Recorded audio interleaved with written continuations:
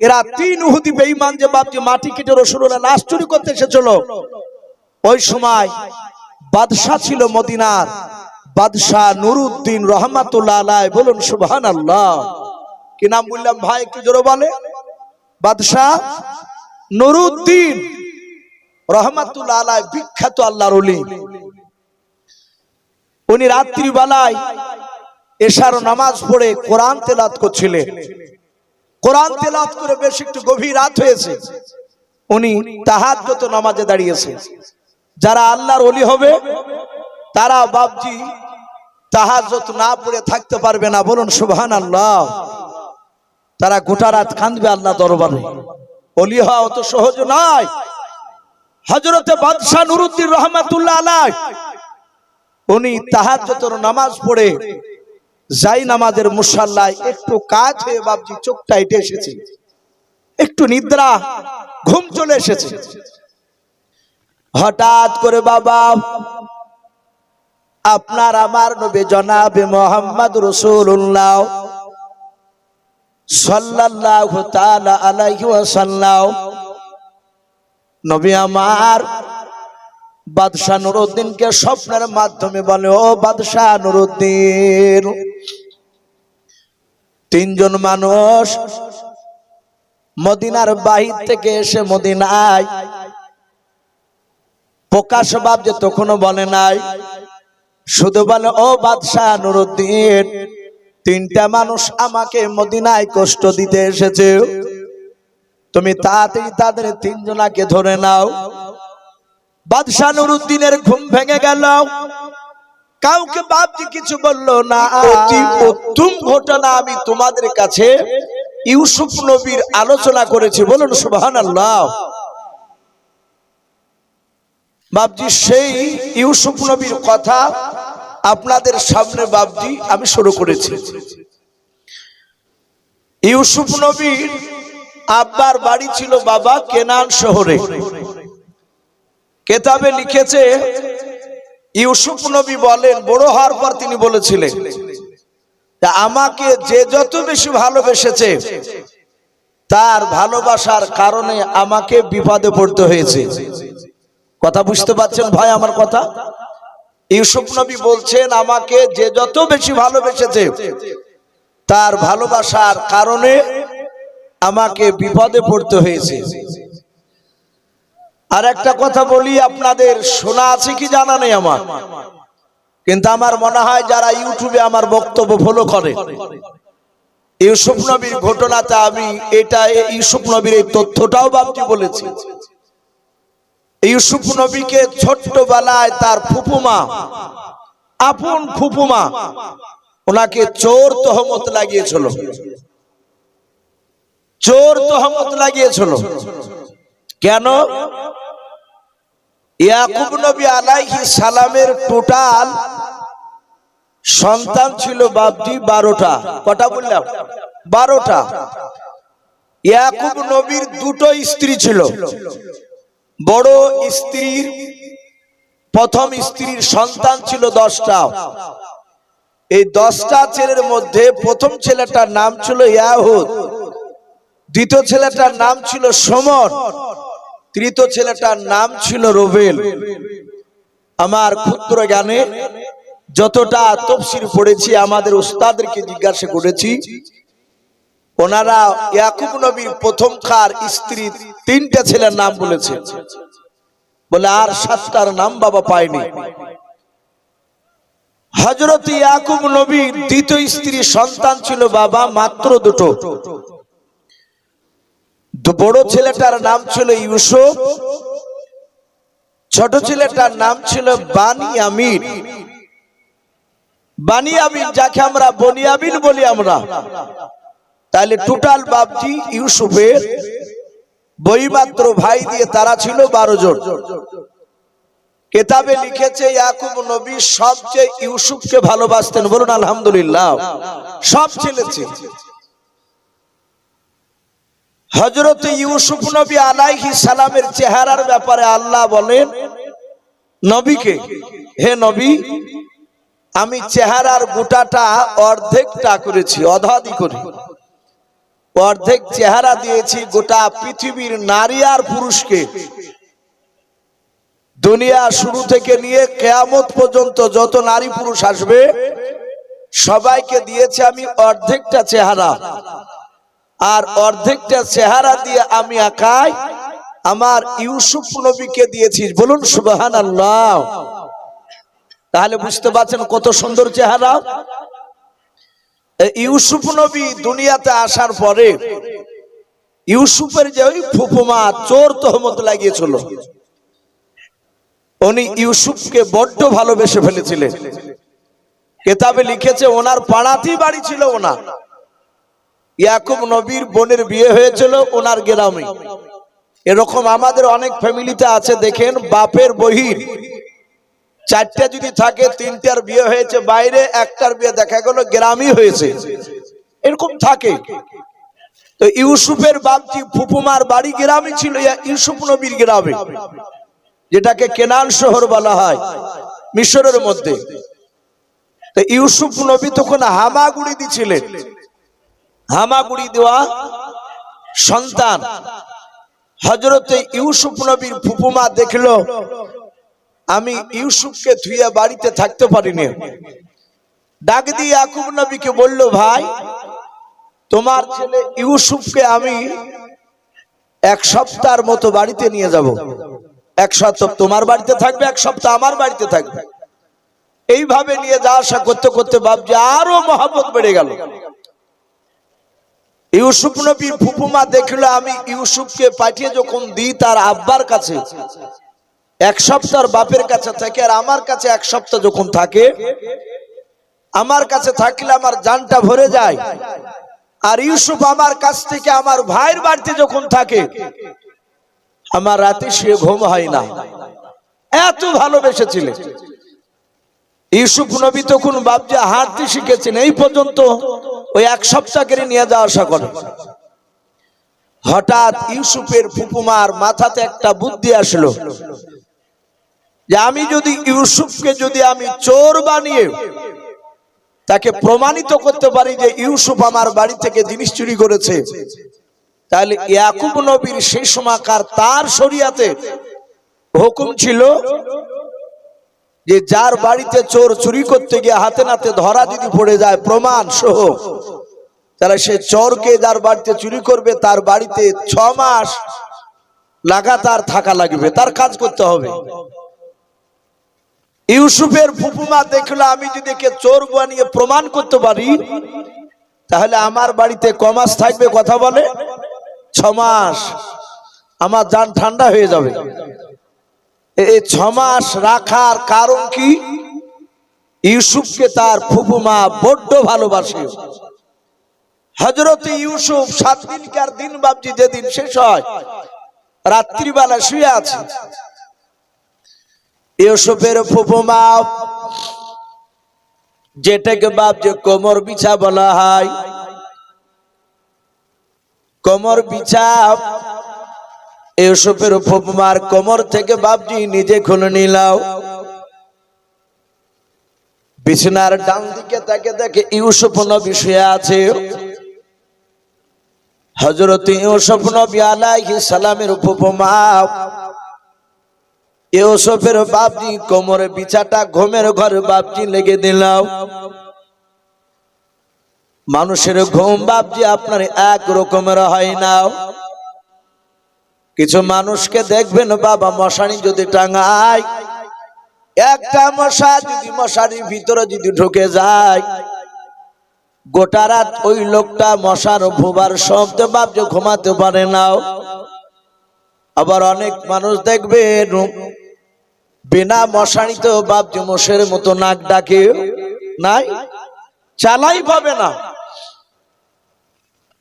হযরত ইউসুফ নবী আলাইহিস সালাম তিনি এমন ঘুমে বাপজি বিভোর হয়ে আছেন, কোমরে পেঁচা লাগিয়ে দিয়েছেন। ইউসুফ নবী পয়গম্বর জানে নাও।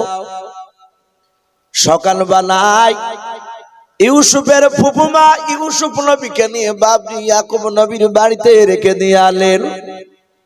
বলে ভাই আমার বাড়িতে 7 দিন হয়ে গেল, এবার তোমার বাড়িতে থাকলো তোমার ছেলে। আমি আবার 7 দিন পর তোমার বাড়িতে আসব। হযরত ইউসুফ নবীর আব্বা বলল, বোন কোনো অসুবিধা নাই, তুমি চলে যাও।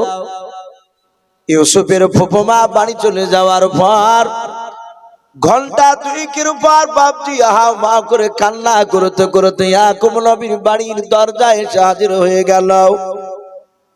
ইউসুফের আব্বা ডাক দিয়ে বলেছিলেন, আমার বড় কলিজার টুকরা, তুমি আমার ছেলেকে রেখে দিয়ে বাড়ি গেলে আবার কান্না করতে করতে কেন আসছো বলাও? ডাক দিয়ে বলেছিল, আমার ভাই, আমার সর্বনাশ হয়ে গেছে। বলে, কি সর্বনাশ হয়েছে তুমি বলাও? ডাক দিয়ে বলে, ওগো বড় ভাই, আমার কোমরের বিছাটা ঘরের ভিতরে আমি আলমারিতে রেখে দিয়েছিলাম। আমি আপনার ছেলেকে বাড়িতে রেখে দিয়াও, আমি একটা কুটুম বাড়ি একটা জায়গা যাব বলে আমি বেরিয়েও ওই কোমর বিছাটা আলমারিতে দেখতে গিয়ে দেখলাম আলমারিতে কোমর বিছা নাই। ওগো বড় ভাই, আমার বাড়িতে তোমার ছেলে ইউসুফ আর আমি ছাড়া আর তৃতীয় মানুষ কেউ আজকে রাত্রিতে ছিল না। ওগো আমার বড় ভাই, তাহলে আমার কোমর বিছাটা কে নিয়ে গেল? ইয়াকুব নবী আলাইহিস সালাম তার ভঙ্গিমা দেখে ডাক দিয়ে বলেছিলেন, ওগো আমার কলিজার টুকরা বোন, তুমি কি বলতে চাও একটু খুলে বলো। ডাক দিয়ে বলে, ভাই, ইউসুফ তো ছোট ছেলে, কিছু বোঝে না। আমার মনে হয় এই কোমর বিছাটা ইউসুফ হয়তো নিয়ে চলে এসেছে। হযরত ইয়াকুব নবী আলাইহিস সালাম নিজের কলিজার টুকরা বোনের কথা শুনে ইয়াকুব নবীর চোখের কোনা দিয়ে বাপজি পানি ঝরতে লাগলো। ইউসুফ নবীর আব্বা কান্না করে বলেন, রে বোন শুনে নাও, আমার ছেলেরা কেউ চুরি করতে পারে না, বলুন সুবহানাল্লাহ। হযরত ইউসুফের বাপজি ফুফুমা বলল, ভাই, আমি তোমার জবানি কথা আমি বিশ্বাস করব না। তুমি ইউসুফের পকেট গুলো তুমি একটু দেখো। ইউসুফ নবীকে ডাকলেন। ইউসুফ নবী বলেন, আব্বা আপনি কেন আমাকে ডাকলেন বলেন? বলে, বাবা, তোমার ফুফুমার কি কোমর বিছা নিয়েছো? ইউসুফ বলেন, আব্বা আমি কোমর বিছা তো দেখি না, আমি চিনি নাও। বলে, আব্বা আমি ফুফুমার কেন কোমর বিছা নেব আমি? হযরত ইউসুফ নবীর বোন নাই ফুফুমা ডাক দিয়ে বলেছিল, গো ভাই, কেউ চুরি করলে কি স্বীকার করে? আপনি ওইভাবে বলবেন না। ওর জামার পকেট গুলোকে আপনি চেক করে দেখুন। চেক করে দেখা হলো পকেটে বাপজি নাই। ইউসুফের ফুফুমা ডাক দিয়ে বলেছিল, ভাই একটু জামাটা খুলে দেখো। কিন্তু ইউসুফের ফুফুমা জানে যে এইভাবে রেখে দিয়েছে যাহাতে ইউসুফ নবীর আব্বা ইউসুফ নবীর বাপজি জামাটা বাপজি খুলে ফেললেন। দেখলেন ইউসুফের কোমরে বিছা লাগানো। ইউসুফ নবীকে বলেন, বাবা তুমি যে কিছুক্ষণ আগে বললে আমি নিইনি, এই যে বিছা তোমার কোমরই তো ভরা আছে। ইউসুফ বলেন, আব্বা খোদার কসম কেন বলে আমি জানি না এ আমার কোমরে কেন এ বিছা আসলো। এটা তো আমি আজ জীবনে প্রথম দেখছি, এর আগে দেখেছিলাম না। ইউসুফের ফুফুমা দাঁড়িয়ে আছে, বলছেন, ভাই এবার তোমার শরিয়ত অনুযায়ী বিচার করো। ইয়াকুব নবী বলেন, আমার শরিয়ত অনুযায়ী বিচার, আমার ছেলে তোমার বাড়িতে 6 মাস থাকবে। মনে মনে চিন্তা করলে, আল্লাহ আমি এটাই তো চাইছিলাম। আমি আমার নিষ্পাপ মাসুম ভাইপো, আমি আমার এই ছেলে ইউসুফকে আমি বড্ড ভালোবেসে ফেলেছি। তাকে ছেড়ে আমি একটি বেলা থাকতে পারি নাই, বলুন সুবহানাল্লাহ। আমি কায়দা করে, ওগো আল্লাহ আমার ছেলের উপরে আমি চোর তহমত লাগিয়েছি। ইউসুফ নবীর ফুফুমা সব জানতে মনে মনে তওবা করেছেন আল্লাহর কাছে। কিতাবে লিখেছে ইউসুফ নবী তার ফুফুমার বাড়িতে আরো 6 মাস বাপজি তাকে থাকতে হয়েছিল। 6 মাসের পরই ইন্তেকাল করেছেন। কোন রাবি লিখেছে 6 মাস পর্যন্ত নাই, তার আগে ইন্তেকাল করেছিল ইউসুফের ফুফুমা। উনি চলে আসলে তাহলে বাপজি আমরা বুঝতে পারলাম ইউসুফের ফুফুমা ছোট্টবেলায় ইউসুফকে বিনা দোষে ওনাকে চোর বানানো হয়েছিল, তহমত লাগিয়েছিল। আদৌ কিন্তু ইউসুফ চোর না। এ কেন? ইউসুফ বেশি ভালোবাসার কারণে। হযরত ইয়াকুব নবী আলাইহিস সালাম উনিও ইউসুফ নবীকে সবারই চেয়ে বেশি ভালোবাসতেন না, সব বেটাদের মতন সমান ভালোবাসতেন। কথা বলে বেশি ভালোবাসতেন। আমাদের দুনিয়াতে দেখা যায় একটা মানুষের 4টে ছেলে আছে, কারো 5টা আছে, কারো 6টা আছে। দেখা যায় তার বাপ হয় বড় ছেলেকে বেশি ভালোবাসে, না হলে ছোট ছেলেকে, তাহলে মেজো ছেলেকে। এরকম আছে না নাই? দেখা যায় না? যে ছেলেটাকে ভালোবাসে আর অন্য ছেলেগুলোকে তার তুলনামূলক একটু কম ভালোবাসে। দেখা যায় অন্য ছেলেরা স্ত্রীরা বলে যে তুমিও তো তার ছেলে, তোমাকে অতটা ভালোবাসে না যতটা ছোটটাকে ভালোবাসে। এটা তো গুনাহ নাই বাপ। এ সিফাত এ গুণ নবীর মধ্যে ছিল। যদি গুনাহ যদি হতো ইয়াকুব নবী জানতেন না? কথা বলে যে একটা ছেলে আমার ইউসুফকে বেশি ভালোবাসলে এটা আমার অন্যায় হবে, গুনাহ হবে, এটা জানতেন তো উনি, তাহলে ভালোবাসতেন না ওইভাবে। ওনারা জানেন মহব্বত একটা ছেলের উপর বেশি হতেই পারে, এতে গুনাহ নেই। কিন্তু বাপজি অংশ যখন দিতে যাবেন ছেলেদেরকে বাপে, তখন কিন্তু বাপজি 19-20 করা যাবে না। কথা বুঝতে পারলে? 19-20 করা যাবে না। একটা বুবা যদি ছেলে থাকে, ন্যাংরা নুড়ে, আপনার সুস্থ ছেলেটা ভালো ছেলেটাও জবিগা পাবে জমি, ও ন্যাংরা বেটাটাও তবিগা পাবে। যে তোর বিয়ে হয়নি, তুই ন্যাংরা, তুই কথা বলতে পারিস না, তোকে একটু কম দিব না, এ কম দিলি তার বাপকে জাহান্নামে যাওয়া লাগবে। কিন্তু একটা ছেলের উপর বেশি মহব্বত করলে এ তো গুনাহ নেই। এটা নবীদের মধ্যেও বাপজি এই সিফাত গুণগুলো দেখা যেত। হযরত ইউসুফ নবী আলাইহিস সালামকে ইয়াকুব নবী বড্ড ভালোবাসতেন অন্য 11টা ছেলের তুলনায়। ইউসুফ নবী আলাইহিস সালাম তার বয়স বাপজি তখন মাত্র 10 থেকে 12 বছর। আমি আর একটু বলি, ইউসুফ নবীর জামানায় মানুষ বয়স পেত প্রায় 250-300 বছর পর্যন্ত। বলুন আলহামদুলিল্লাহ। 150, 200, 250, 300 পর্যন্ত। তাহলে সেই মোকাবিলায় 10-12 বছরের ছেলে মানে একেবারে বাচ্চা ছেলে। ইউসুফ নবী আলাইহিস সালাম রাত্রিবেলায় বাপজি বিছানায় শুয়ে আছে। হঠাৎ করে ইউসুফ নবী স্বপ্ন দেখছেন, তা আল্লাহ কোরআনে বলেছেন, ইয ক্বালা ইউসুফ লিআবিহি ইয়া আবাতি ইন্নী রাআইতু আহাদা আশারা কাওকাবান ওয়াশ শামসা ওয়াল কমারা রাআইতুহুম লি সাজিদিন। ইউসুফ নবী আলাইহিস সালাম গভীর রাত্রিবেলা তিনি স্বপ্ন দেখলেন, আসমানে বাবা কোটি কোটি তারকার মধ্যে থেকে মাত্র 11টা তারকা এবং চাঁদ সূর্য তারা আসমান থেকে নেমে এসে আমার ইউসুফ নবী আলাইহিস সালামের পায়ের নিচে বাপজি তারা সিজদা করলো। বলুন সুবহানাল্লাহ। একদম কোনো গল্প নাই, বানাওয়াটি কথা বাপজি আমি বলি না। কোরআন শরীফে লিখছে এই ইউসুফ নবীর ঘটনা। তাফসীরে মারিফুল কোরআন, তাফসীরে ইবনে কাসির, তাফসীরে ফি জিলালিল কোরআন, তাফসীরে খাজিন সব লক্ষ্য করে দেখবে ইউসুফ নবী আলাইহিস সালামে এইভাবে বাপজি কথাগুলো দেওয়া আছে। ইউসুফ নবী দেখলেন আসমানে কোটি কোটি তারকার মধ্যে থেকে মাত্র 11টা তারা আর চাঁদ সূর্য তারা আসমান থেকে নেমে এসে একেবারে ইউসুফ নবীর পায়ের নিচে এসে সিজদা করলো। ইউসুফের ঘুম ভেঙে গেল। উনি ঘুম থেকে জাগার পর ওখানেই বসে আছে। উনি চিন্তা করছেন এই স্বপ্নের কথা আমি ভাইদেরকে বলবো না আব্বাকে বলবো। কথার দিকে বাপজি খুব মনোযোগ সহকারে শুনবেন। এই ঘটনার মধ্যে বাপজি শিক্ষা আছে।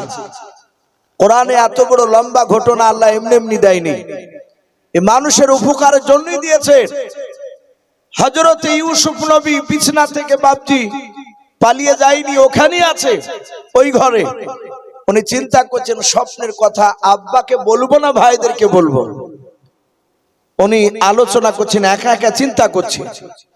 আচ্ছা বলে, যদি ইউসুফের যদি আব্বা ওই ঘরেই থাকতেন, ইউসুফের যদি ভাইয়েরা ইউসুফের বিছানায় যদি থাকতো, তাহলে ইউসুফ কি আর চিন্তা করতো? কথা বলে। তাহলে ইউসুফ তার বাপ থাকলে বলতো কে, আব্বা আব্বা আমি রাত্রিবেলা স্বপ্ন দেখলাম। ভাইয়েরা যদি পাশে থাকে তাহলে বলতো তো, ভাই আমি রাতে স্বপ্ন দেখলাম। ইউসুফ নবীর এই স্বপ্নের ব্যাখ্যায় এতে পাওয়া যাচ্ছে ইউসুফ নবীর ভাইয়েরা ছিল না, তার আব্বা ওই ঘরে ছিল না। তার মানে ইউসুফ নবী একাই ছিলেন। এখান থেকে বাপজি আমাদের শিক্ষা নিতে হবে। ইউসুফের বয়স ক বছর বললাম বাপ? 10 থেকে 12। আল্লাহর নবী বলেন, কোন সন্তান যদি 10 বছর হয়ে যায়, 11-12 বছর যদি হয়ে যায়, বাপ মার বিছান থেকে সন্তানের বিছানা আলাদা লাগবে, আলাদা করতে হবে। আমাদের অনেক বাড়িতে এরকম ফ্যামিলি আছে, ছেলে একটা 18 বছর বয়স, ছেলে ভয় করবে পাশের ঘরে শোয়ালে, শোয়ায় না, বাপ মার বিছানা তিনি মহব্বতে ছেলেকে নিয়ে শুয়ে থাকে। কি এরকম থাকে কি থাকে না? কথা বলে। অনেকে বাপজি 13-14 বছরের সন্তান তারাও থাকে, তারা ভাবে যে ছেলে তো অত বড় হয়নি, ভয় করবে, একা থাকতে পারে না। মনে রাখবেন, যাদের সন্তান 10-12 বছর পার হয়ে গিয়েছে, ওই সব সন্তান বাপ মার বিছানা রাত্রিবেলা যদি শুয়ে থাকে, আল্লাহ তরফ থেকে তার বাড়িতে লানত বর্ষিত হয়, বদদুয়া হয়। সন্তান আলাদা বিছানা করা লাগবে, পর্দার সহিত একই ঘরে রাখা যাবে না। কারণ যেই সন্তানটা 10 বছরই ধরলাম, ওই ছেলেটা সবকিছু বুঝতে পারে কি পারে না? কথা বলে। এখন তো বাপজি আবার 6-7 বছরের ছেলে সব ফুল বুঝে নিচ্ছে, এসব মোবাইলে নষ্ট হয়ে গেল। অনেক মানুষ দেখেন বাপজি রাত্রিবেলা বিছানায় শয়, অনেকে আবার বলে যে ভাই বাল্বু অফ করে আমার ঘুম হয় না, বাল্বু জ্বালিয়ে শুয়ে থাকে দরজা লাগিয়ে দিয়ে। আচ্ছা বলে, কিছু মানুষ কাপড় পরে যদি শয়, লুঙ্গি পরে, তো সকালবেলায় দেখা যায় উঠে আবার লুঙ্গি খুঁজে বেড়ায় বিছানাতে। বলে কি হইলো? বলে নাই, খাটে নিচে পড়ে আছে। হয় কি হয় না? কথা বলে। হয়। যাদের কাপড় এদিক ওদিক চলে যায়, আবার অনেকে দেখেন বেড়াতে গেলে ও তো লজ্জায় পড়ে যায়, তখন ভাবছি 2 পায়ের মাঝখানে লুঙ্গিতে গিড়ি দেয়। বলো ভাই অকেছেন কেন? বলো ভাই আমার শোয়া খারাপ, লুঙ্গি মাথার দিকে চলে যায়, গিড়ি দিছে। বাপজি ওই রাত্রিবেলায় যদি বাপজি আপনার বেপরদা হয়ে যায়, সন্তান যদি রাত্রিবেলায় চালা হয়, ঘুম ভেঙে গেছে, একটা লজ্জার ব্যাপার না? কথা বলে। লজ্জার ব্যাপার, আরো গোপনীয় কাজ তো আছে।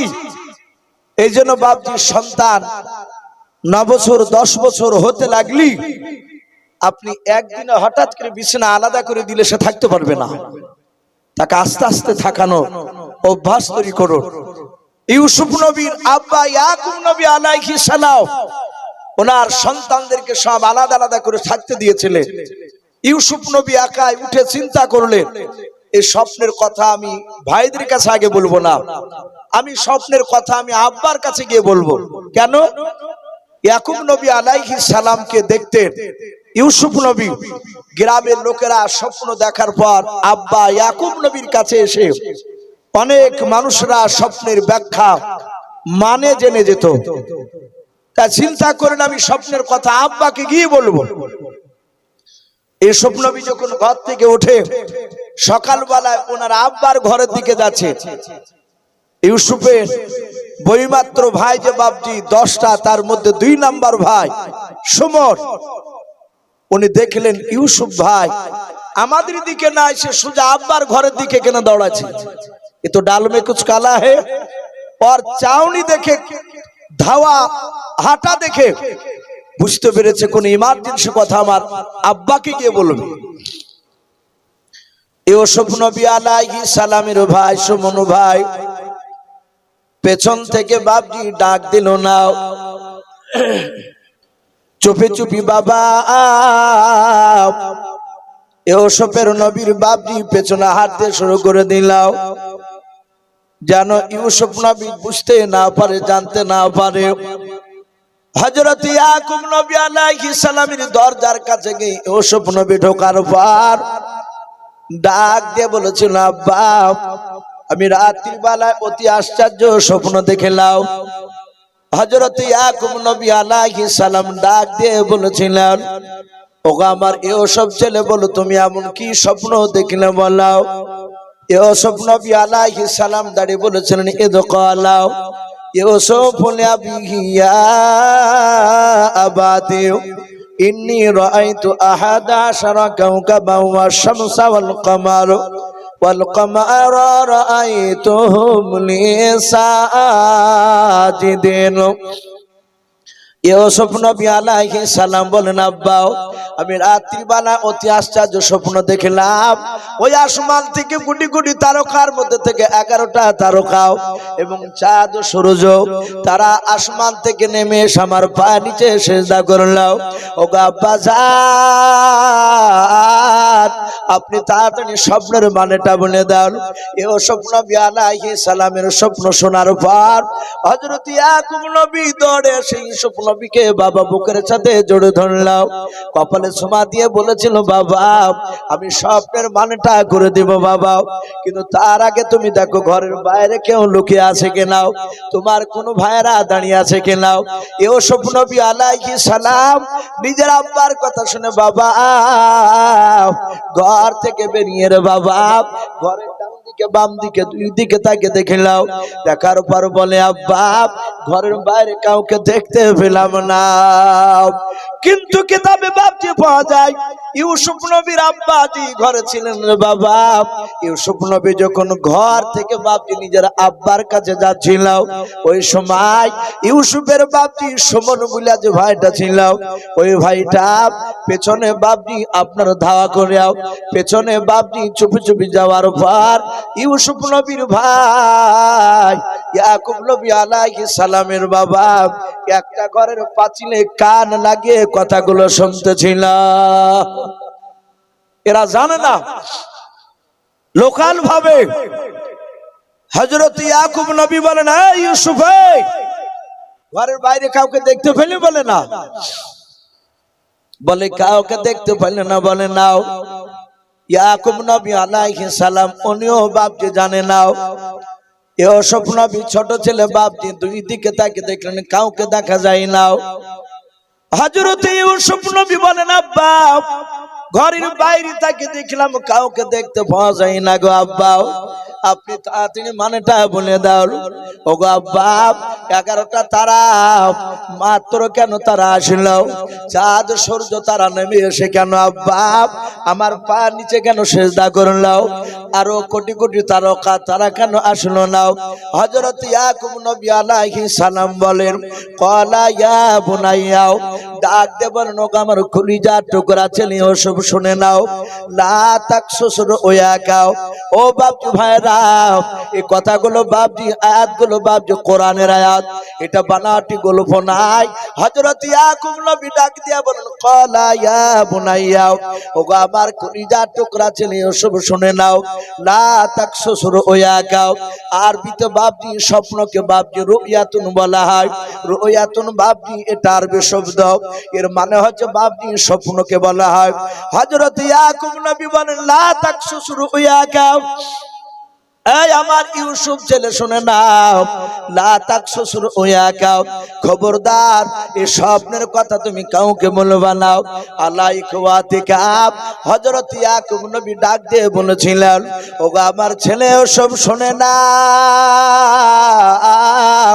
এমনকি তোমার ভাইদের কাছেও বলবা না। আলা ইখওয়াতিকা, আরবিতে বাপজি ভাইকে বাপজি আপনার অক্ষণ বলা হয়।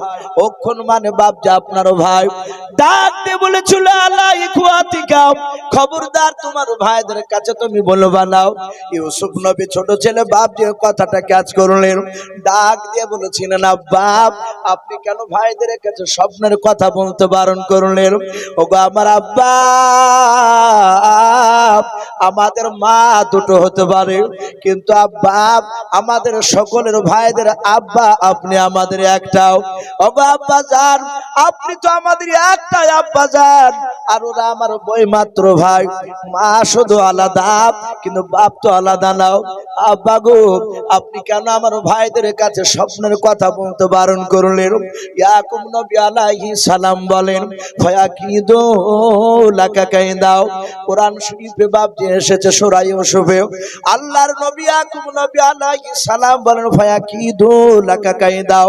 এর মানে হচ্ছে বাপজি ইয়াকুব নবী বললেন, ওগো আমার ছেলের ছেলে ইউসুফ শুনে নাও, কেন তোমার ভাইদেরকে আমি বলতে বারণ করলাম? আলা ইখওয়াতিকা ফায়াকিদু লাকা কাইদা, তোমার ভাইয়েরা চক্রান্তকারী মতো চক্রান্ত করবে। ইন্না শাইতানা লিল ইনসানি আদুবুম মুবিন। হযরত ইয়াকুব নবী যা যা বলেছে, ইউসুফ নবী যা বলেছে, গোটা কোরআনে বাপজি ওই ইউসুফে বাপজি তুলে ধরা আছে। হযরত ইয়াকুব নবী বলেন, ইন্না শাইতানা লিল ইনসানি আদুবুম মুবিন। ডাক দিয়ে বলে, হে আমার কলিজার টুকরা সন্তান ইউসুফ, ইন্না শাইতানা লিল ইনসানি আদুবুম মুবিন, নিশ্চয় শয়তান মানুষের প্রকাশ্য দুশমন। কার দুশমন? শয়তান কথা বলে মানুষের।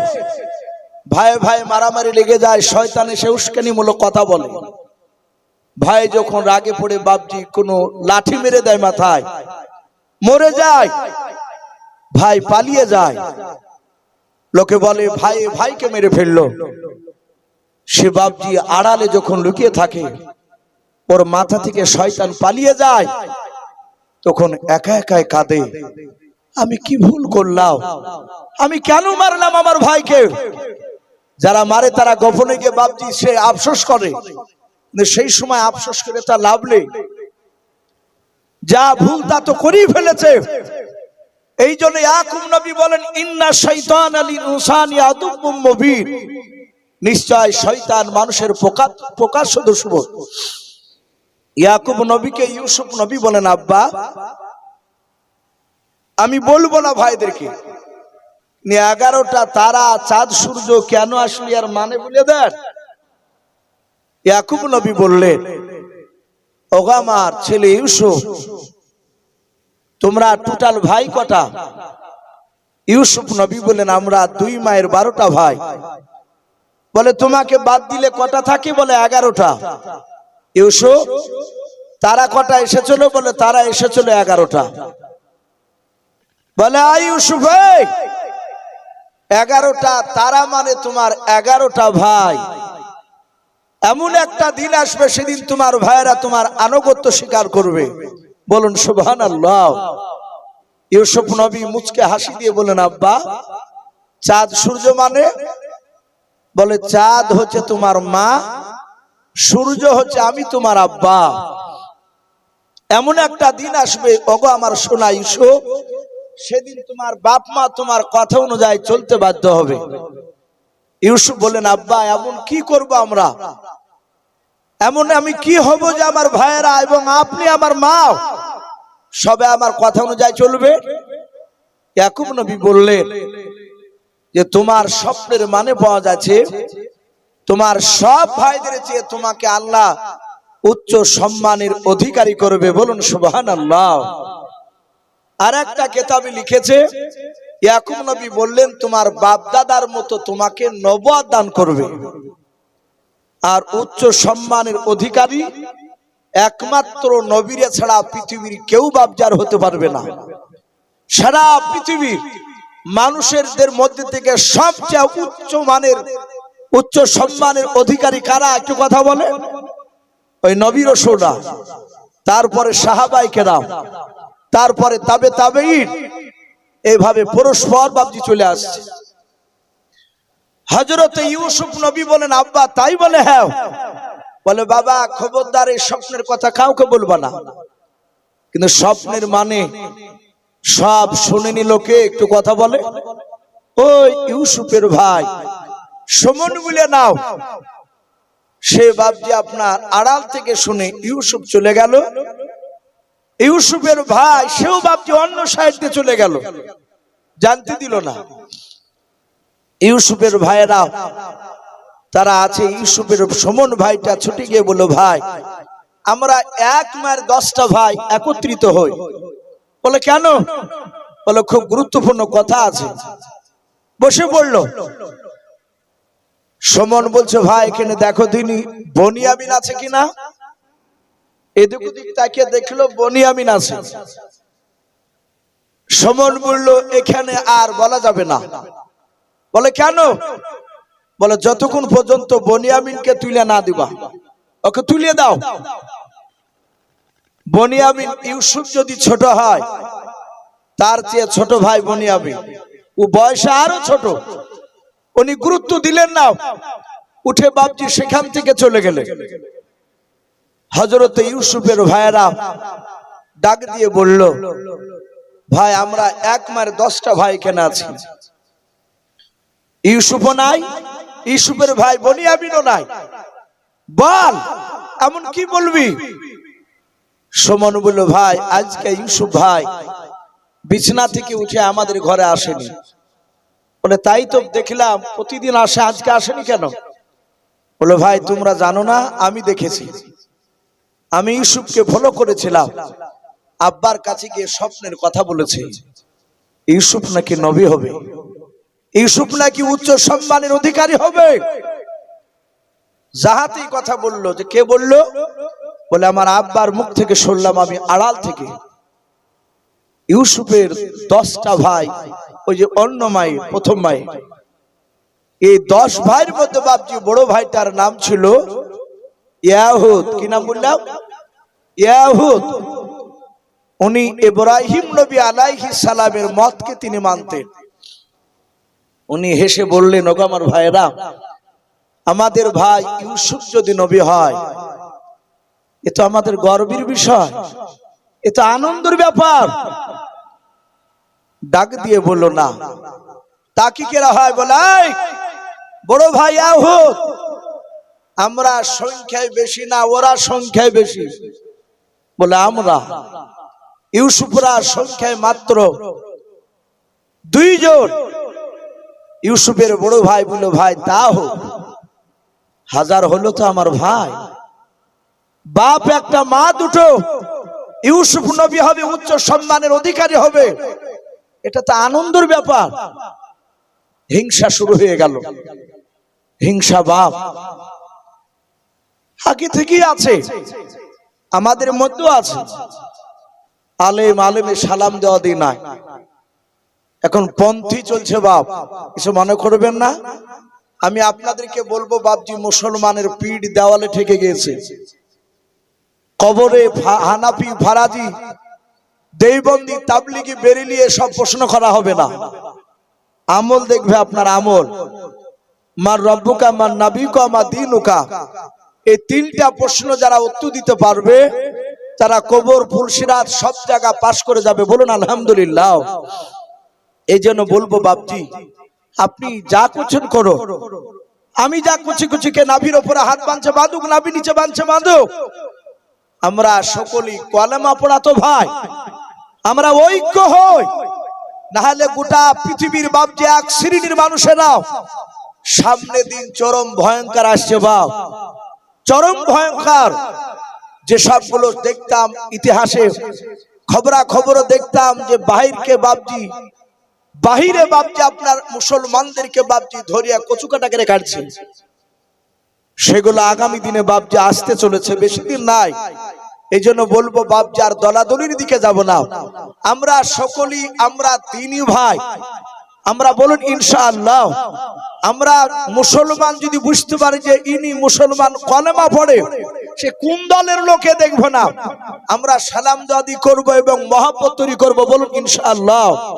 বাপজি আমার সোনা লালেরা, ইউসুফ নবী আলাইহিস সালামের ভাই ইয়াহুদ বলল, এই সুমন, এই আমার ভাই, এ নবী হলে আমাদের তো ভাগ্যের ব্যাপার, থাক না। সুমন বলল, না, তা হতে দেওয়া যাবে না। বলে কেন? মানে শয়তানে ধরলে যা হয়, ওই যে ইয়াকুব নবী বলেছিলেন, ইন্না শাইতানা লিল ইনসানি আদুউম মুবিন, নিশ্চয় শয়তান মানুষের প্রকাশ্য দুশমন। ডাক দিয়ে বলেছিল, সুমন গো ভাই, আমি দেখেছি আব্বা জান আমাদের সব ভাইয়ের চেয়ে ইউসুফকে ভালোবাসে, কথা সত্য। আবার বলল, ভাই শুধু তাই নয়, গোটা গ্রামের মানুষেরা সবাই ইউসুফ ইউসুফকে পাগল। বাপজি, মানুষ যদি ভালোবাসে ইউসুফ নবীকে, ইউসুফের ভাইয়েরা কিছু বিরোধিতা কেন করতে পারবে? কিছু করতে পারবে না।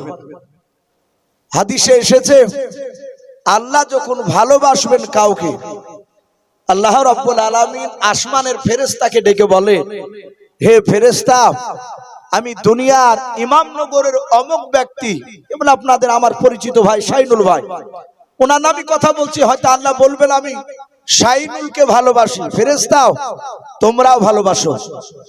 ফেরেশতারা আল্লাহর কথা শুনে ফেরেশতারা ডেকে ডেকে বলাবলি করবে, এই ফেরেশতারা, এই আমার সাথী ভাইরা, জানো আল্লাহ দুনিয়ার ইমামনগরের শাইনুল ভাইকে ভালোবাসে, অতএব আমরা ভালোবাসি। ফেরেশতারা যখন ভালোবাসতে লাগে, আর ওই ফেরেশতার ভালোবাসা তাসি মানুষের মধ্যে চলে আসে, অটোমেটিক তখন বাপজি দেখবেন আপনি আমি তার বিরোধিতা করে কিছু করতে পারা যায় না, হাজার হাজার লোক তার পেছনে বাপজি দৌড়ায়, তাকে ভালোবাসে। সেদিন তার বিরোধিতা করে কিছু করতে পারা যাবে না, কারণ তাকে স্বয়ং ভালোবেসেছেন কে? একটু কথা বলে, আমার আল্লাহ। ইউসুফ নবীকে আল্লাহ ভালোবাসে, ওর ভাইয়েরা বাপজি বিরোধিতা শুরু করেছে। সুমন বলল যে আমরা দেখেছি গোটা গ্রামের লোকেরা ইউসুফ ইউসুফকে পাগল, ইউসুফকে ভালোবাসার আমাদের যে কোনো একটা ভাইয়ের বিরুদ্ধে নালিশ নিয়ে আসা আব্বার কাছে। ভাই, আমরা ইউসুফকে যদি উকতুলু ইউসুফা আবিতরাহুহু আরযাইয়াকুল লাকুম আজহু আবিকুম ওয়া তাকুনু মিন বাদিহি কওমান সালিহিন, আল্লাহ কোরআনে বলছেন ইউসুফের ভাইয়েরা যে চক্রান্তর জাল বিছাছিল, তারা বলল, ভাই উকতুল ইউসুফা, আমরা ইউসুফকে যদি হত্যা করে দিতে পারি, কতল করে দিতে পারি, আবিতরাহুহু আরযাইয়াকুল লাকুম আজহু আবিকুম মিন বাদিহি কওমান সালিহিন। ওগো আমার ভাইয়েরা, আব্বা যে ইউসুফকে ভালোবাসে, সেই ভালোবাসা মহব্বতটা সে গোটাটা আমাদের দিকে চলে আসবে। ইউসুফকে যদি আমরা হত্যা করে দিতে পারি, সুমনের যুক্তিতে বাপজি তার সব ভাই আবার রাজি হয়ে গেল। ডাক দিয়ে ইয়াহুদ বলল, ভাই মারা যতটা মুখে বলা সহজ, বাস্তবে পরিণত করা অত সহজ নয়। সুমন বলে, কেন? বলে, আব্বাজানকে দেখেছি ইউসুফকে একটি বেলা চোখের আড়াল করে কোথাও রাখে না, যেতে দেয় না। এই সুমন, এই কেমন করে মারবি ইউসুফকে? সুমন বলল, ভাই ও যুক্তিও করেছে।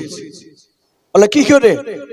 বলে, ইউসুফ ছোট্ট ছেলে, কিছু বুঝে না, কোনোদিন মাঠে যায়নি, চলো আমরা ইউসুফকে ডেকে নিয়ে গিয়ে পার্সোনাল তাকে মাঠের কিছু লোভ লালসা দেখাবো। মাঠের লোভ লালসা দেখে ছলে বলে কৌশলে ইউসুফকে মাঠে নিয়ে যেতে পারলেই তাকে জবাই করে ফেলবো। বলো, ভাই ঠিক আছে, তাহলে তাই হবে। ইউসুফকে ডাকলো, বলছে, ভাই ইউসুফ মাঠে তো কোনোদিন যাওনি? বলে, না ভাই। বলে, একদিন মাঠে গেলে আর কোনোদিন বাড়িতে থাকবে না। বাড়িতে থাকলে শরীর স্বাস্থ্য ভালো হয় না, মাঠে গেলে মাঠের বাতাস আবহাওয়া এত ভালো, শরীর স্বাস্থ্য ভালো হবে। ভাই দারুণ জায়গা আছে মাঠে খেলাধুলা। ডাক দিয়ে বলে, ভাই মন চাইছে কিন্তু আব্বা তো যেতে দিবে না। ইসু বলছেন তার ভাইদেরকে, সুমন তার ভাইরা বলল, ভাই আব্বার কাছে অনুমতি চাইবি, যদি আব্বা যেতে না দেয় তাহলে তুমি কাঁদবা, তুমি কান্না করবা, বাদ বাকিটা আমরা দেখে নেব। ইউসুফ জানছে না যে এরা শয়তানের জাল বিছিয়ে দিয়েছে, আমাকে নিয়ে যেতে পারলি তারা হত্যা করবে।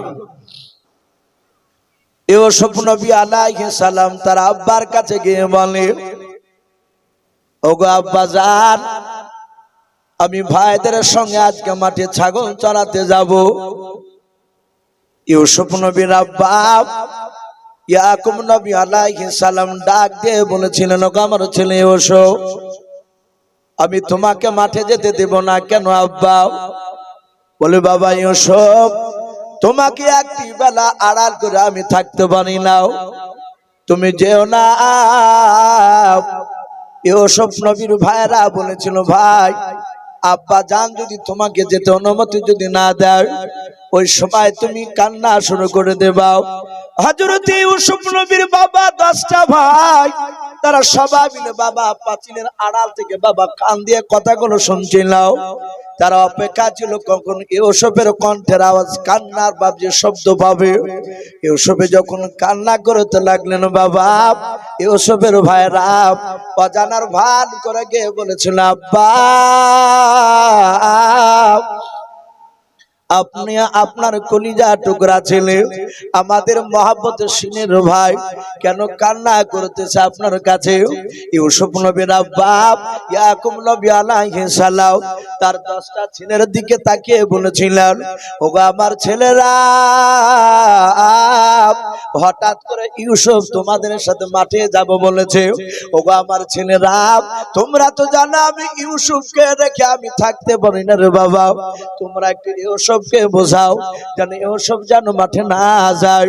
ইউসুফের ভাইয়েরা ওরা বাপনি ধরা দিল না যে আমরাই তো প্ল্যান খাটিয়েছি তাকে নিয়ে যাওয়ার জন্য, কিন্তু বাপনি ধরা না দিয়ে বললো, আব্বা ইউসুফ তো মাঠে যেতে চাইছে। বলে, হ্যাঁ আপনি চিন্তা করবেন না আব্বা, আপনি একটা দিনের মতো শুধু পাঠিয়ে দেন, আমরা তার কলিজা টুকরা ভাই আমরা নিয়ে যাব। ইয়াকুব নবী আলাইহিস সালাম দেখলেন না, আমি তাদেরকে বোঝাতে বললাম, না বুঝিয়ে তারা তার ভাইকে নিয়ে যেতে চাইল। ইউসুফের ভাইরা ডাক দিয়ে বলেন, আব্বা আপনি অনুমতি দেন। ইয়াকুব নবী আলাইহিস সালাম ডাক দিয়ে বলেছিল, আমার ছেলেরা, আমার ইউসুফকে যদি তোমরা নিয়ে যাও, তোমরা ভালো করে জানো ইউসুফ রোদ্রে থাকতে পারে না। ইউসুফের এত সুন্দর চেহারাখানা, ইউসুফ রোদে থাকতে পারে না, রোদের তাপ সহ্য করতে পারে না। ওগো আমার ছেলেরা, ইউসুফকে মাঠে নিয়ে গেলে রোদ্দুর লাগবে। ইউসুফের ভাইয়েরা ডাক দিয়ে বলেছিল, আব্বা আপনি চিন্তিত হবেন না। ওগো আব্বা,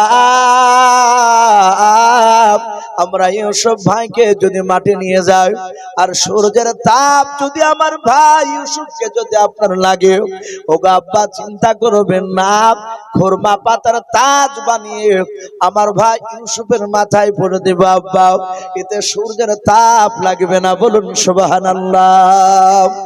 হযরত ইউসুফ নবী আলাইহিস সালাম দাঁড়িয়ে দাঁড়িয়ে বাপজি আপনার কান্না করতেছিলেন, যেতে দেবে না বললেও ইউসুফের বাপজি আব্বা দেখলাম, আমি বললাম রোদ্দুর লাগবে, আমার ছেলেরা তারা দলিল দিয়ে বাপজি কথাটা কেটে দিল। আবার ইয়াকুব নবী বলেন, আমার ছেলেরা ইউসুফকে যদি রোদ্দের আড়াল থেকে যদি তোমরা খুরমা পাতার তাজ বানিয়ে যদি রোদ্দের আড়াল যদি করতে পারো, শোনো বাবা এটা তো জানা আমার ইউসুফ ঘন ঘন ইউসুফকে ভোগ লাগে, তোমরা মাঠে নিয়ে গেলে ইউসুফ খোদা পাবে, আমার ইউসুফ কান্না করবে। ওগো আমার ছেলেরা শুনে নাও, ইউসুফ কান্না করলে আমি যে বড্ড কষ্ট পাবো। ইয়াকুব নবীর ছেলেরা ডাক দিয়ে বলেছিল, ওগো আব্বাজান আপনি কান্না করবেন না, আপনি চিন্তিত হবেন না। আমাদের ভাই ইউসুফকে যদি আমরা মাঠে নিয়ে যাই, আর যদি খোদা লাগে, ভোগ যদি লাগে, ওগো বাপ আমাদের কাছে দুম্বা রয়েছে, ছাগল রয়েছে, আমরা চড়াতে যাই। ওই দুম্বার দুধ দহন করে আমরা আমাদের ভাই ইউসুফকে দিব, তাতে ওর পিপাসা নিবারণ হবে, ক্ষুধা মিটে যাবে। হযরত ইয়াকুব নবী দেখেন আমি যেতে দিব না, যেই কথাটা আমি খাড়া করেছি সেটা ওরা দলিল দিয়ে কেটে দেয়। ডাক দিয়ে লাস্টে বেলা বলেছিল ইয়াকুব নবী আলাইহিস সালাম, ক্বালা ইন্নী লা ইয়াহজুনুনি আন তাযহাবু বিহি ওয়া আখাফু আয়াকুলাহু যিবু ওয়া আনতুম আনহু গাফিলুন।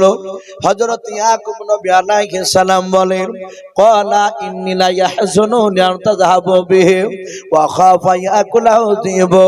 ডাক দিয়ে বলেন, আমার ছেলেরা, আমার ইউসুফকে যদি তোমরা নিয়ে যাও, ওয়া আখাফু আমার ভয় হতেছে, আয়াকুলাহু যিবু আমার মনে হয় ইউসুফকে জঙ্গল থেকে এসে নেকড়া বাগে খেয়ে নেবে।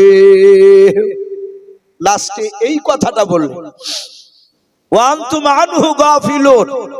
ওগো আমার ছেলেরা, ধরো ইউসুফকে তোমাদের সাথে যেতে দিলাম, তোমরা ইউসুফ থেকে গাফিল হয়ে থাকবা, অমনোযোগী থাকবা, ইউসুফের দিক থেকে তোমরা খেলাধুলায় ব্যস্ত থাকবা।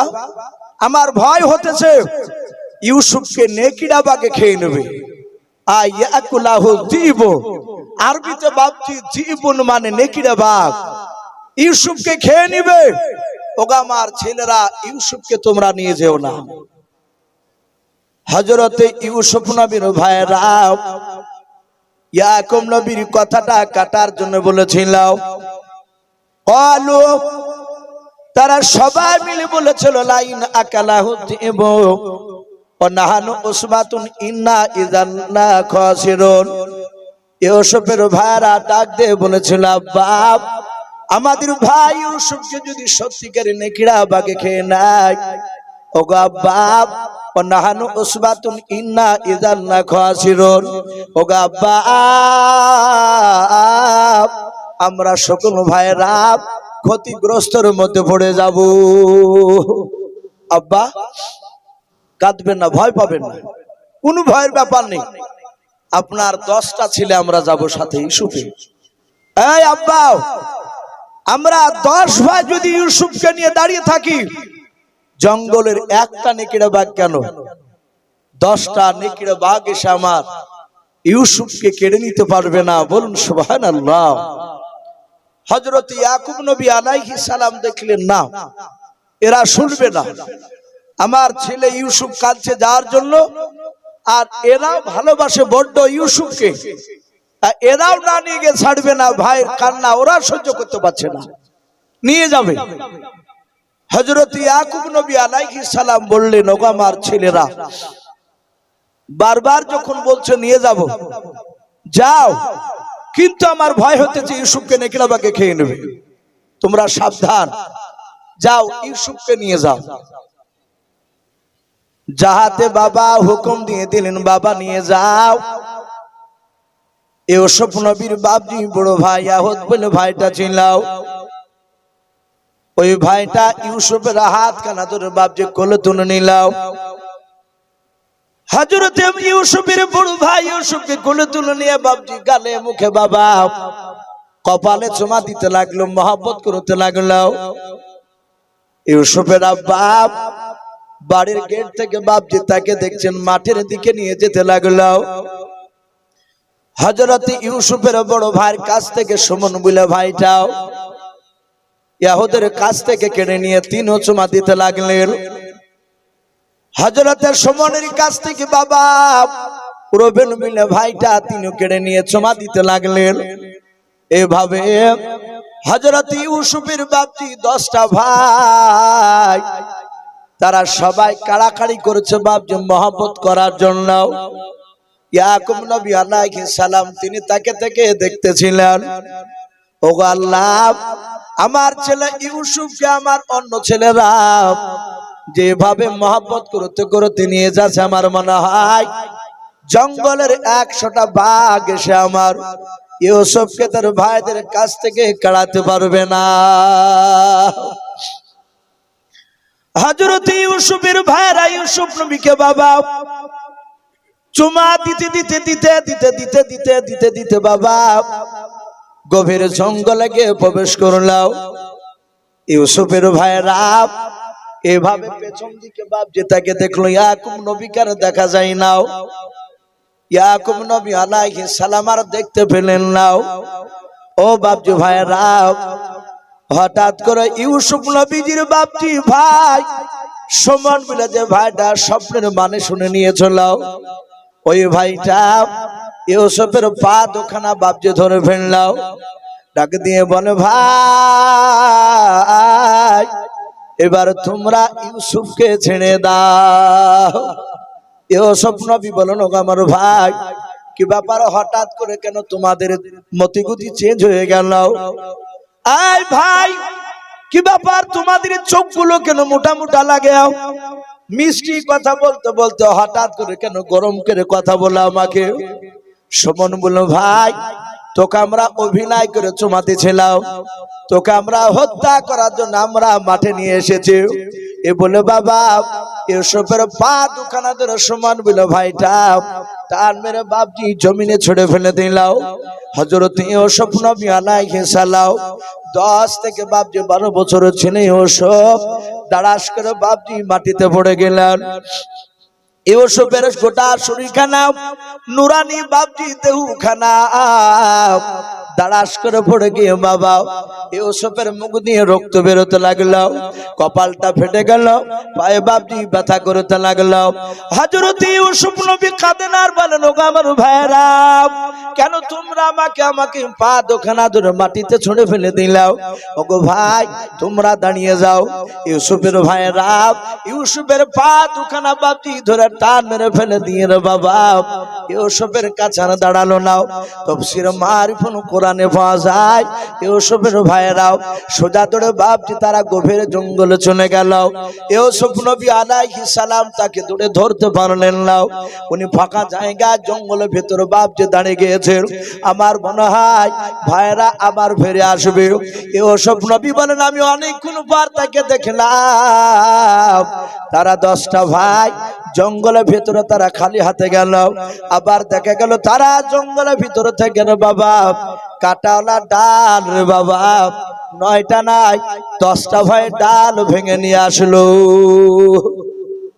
আঙুল সমান সমান কাটা, বেউচির কাটা, বেলের কাটা যেমন লম্বা লম্বা হয়, ওই রকম বাপজি কাটাওয়ালা গাছ থেকে কাটাওয়ালা ডাল ভেঙে নিয়ে আসলো। ডালটার গোড়া থেকে আগা পর্যন্ত সব আঙুল সমান সমান কাটা। ইউসুফকে গল করে ঘেরাও করে নিয়ে ধরে নিল। তারা দাঁড়িয়ে আছে। ইউসুফ ভয়ে থরথর করে কাঁপছে। ওই যে আছাড় মেরে ফেলে দিয়েছে, তারপরে আবার দেখছে ওদের কাঁটাওয়ালা ডাল। মানুষ মানুষকে যখন বাপজি হত্যা করে, যে মানুষটাকে জবাই করে ফেলে, যে জিন্দা মানুষ যে মারে, মানুষকে মারার সময় ওই লোকটার চেহারার ফিগার বাপজি আলাদা হয়ে যায়। মানুষ তাকে ভয় পায়। তার ভিতরে বাপজি ওই সময়খানার ঈমান থাকে না। হযরত ইউসুফ ডাক দিয়ে বলেন, ওগো ভাই তোমরা অমন করে আমার দিকে তাকাচ্ছ কেন? সমান মিলে ডাক দিয়ে বলেছিল, ভাই ইউসুফ তোমাকে আল্লাহ নাকি উচ্চ সম্মানের অধিকার করবে। বলে, ভাই কেমন করে জানতে পারলেও? সুমন বলল, ভাই আব্বার কাছে যখন তুমি স্বপ্নের কথা বর্ণনা করেছিলাম, ওই সময় আমি পাঁচিলের আড়াল থেকে কথাগুলো শুনে নিয়েছিলাম। হযরত ইউসুফ বলেছিল, ভাই তোমরা আমাকে মেরো না, তোমরা আব্বার কাছে নিয়ে চলাও। আমি আব্বাকে বলবো, আব্বা আপনি দোয়া করেন যেন আমার নামটা কেটে দিয়ে তোমাদের মধ্যে যে কোনো একটা ভাইকে যেন আল্লাহ উচ্চ সম্মানের অধিকার করে। কিন্তু বাপ যে শুনলো না। তারা ডাক দিয়ে বলল, ভাই ইউসুফ, তোমাকে আব্বা বেশি ভালোবাসে আমাদের চেয়েও, তোমাকে মহব্বত যখন করে তখন আমাদের ভালো লাগে নাও। হযরত ইউসুফ নবী আলাইহিস সালামের বড় ভাই ইয়াহুদ বলে বাপজি নাম, সে বড় ভাই ডাল নিয়ে দাঁড়িয়ে ছিল। ইয়াহুদ তখনও বাপজি মারে নাই। ইউসুফের 9টা ভাই সোজা দৌড়ে গিয়ে বাবা ইউসুফের নোরানি বদনের বাবা কাটাওয়ালা ডাল দিয়ে বাপজি সপাসপ মারতে লাগলো। কাটাগুলো ঢুকে যায় আর রক্ত বাপজি ইউসুফের শরীর থেকে বেরিয়ে যায়। ইউসুফ নবী আলাইহিস সালাম মাটিতে লোটালুটি করেন আর কাঁদেন আর বলেন, ভাই তোমরা আমাকে মেরো না, ওগো ভাই তোমরা আমাকে মেরো না, কারণ আমি তোমাদের ছোট ভাই, আমি তো এমন কোন তোমাদের অন্যায় করি নাই। শুধু গো ভাই স্বপ্নের কথাটা আব্বার কাছে বলেছে, ভাই ওগো ভাই মেরো না, আমি আর সহ্য করতে পারি না। ইউসুফের ভাই রাব কেউ বাপ যে শুনলো না। ইউসুফ নবী মনে মনে চিন্তা করলেন, আমার 9টা ভাই আমাকে মারতেছে, কিন্তু বড় ভাই ইয়াহুদ তিনি তো এখনো মারে নাই। ওই কাটাওয়ালা ডালটা নিয়ে দাঁড়িয়ে আছে।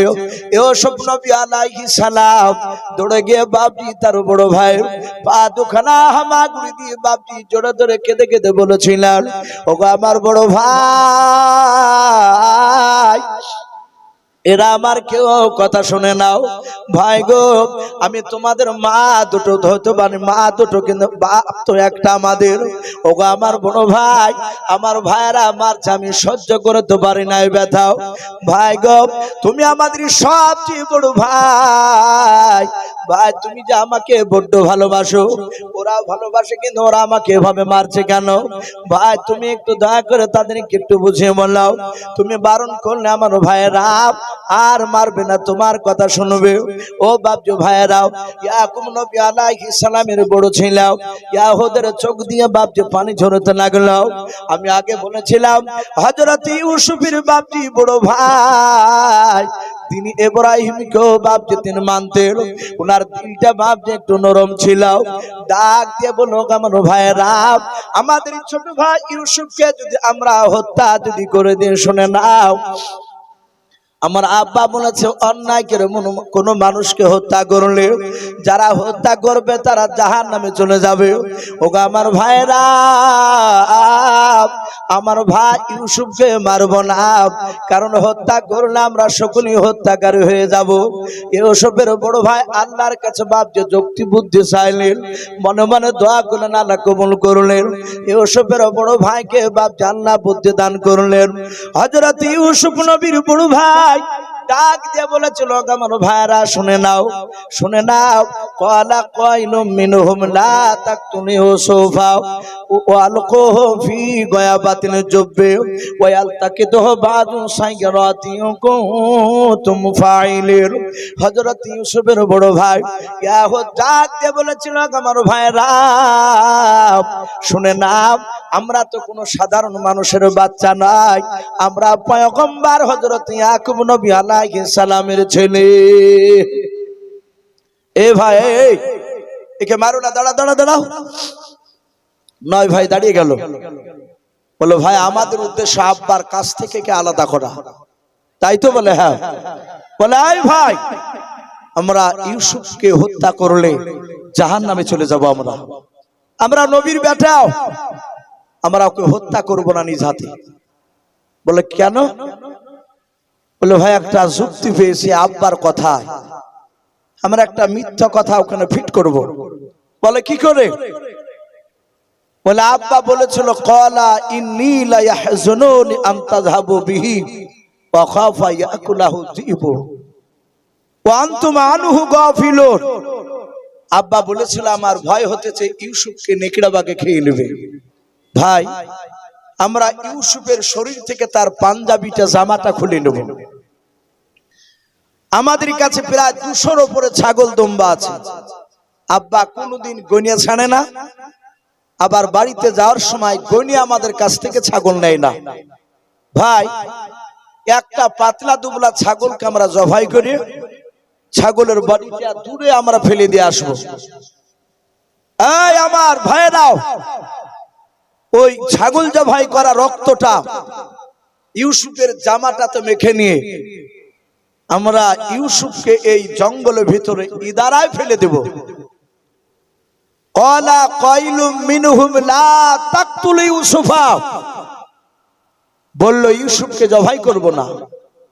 ওয়ালকুহু ফি গায়াবাতিল জুব্বি, আমরা দেখব ইদারা আছে কিনা।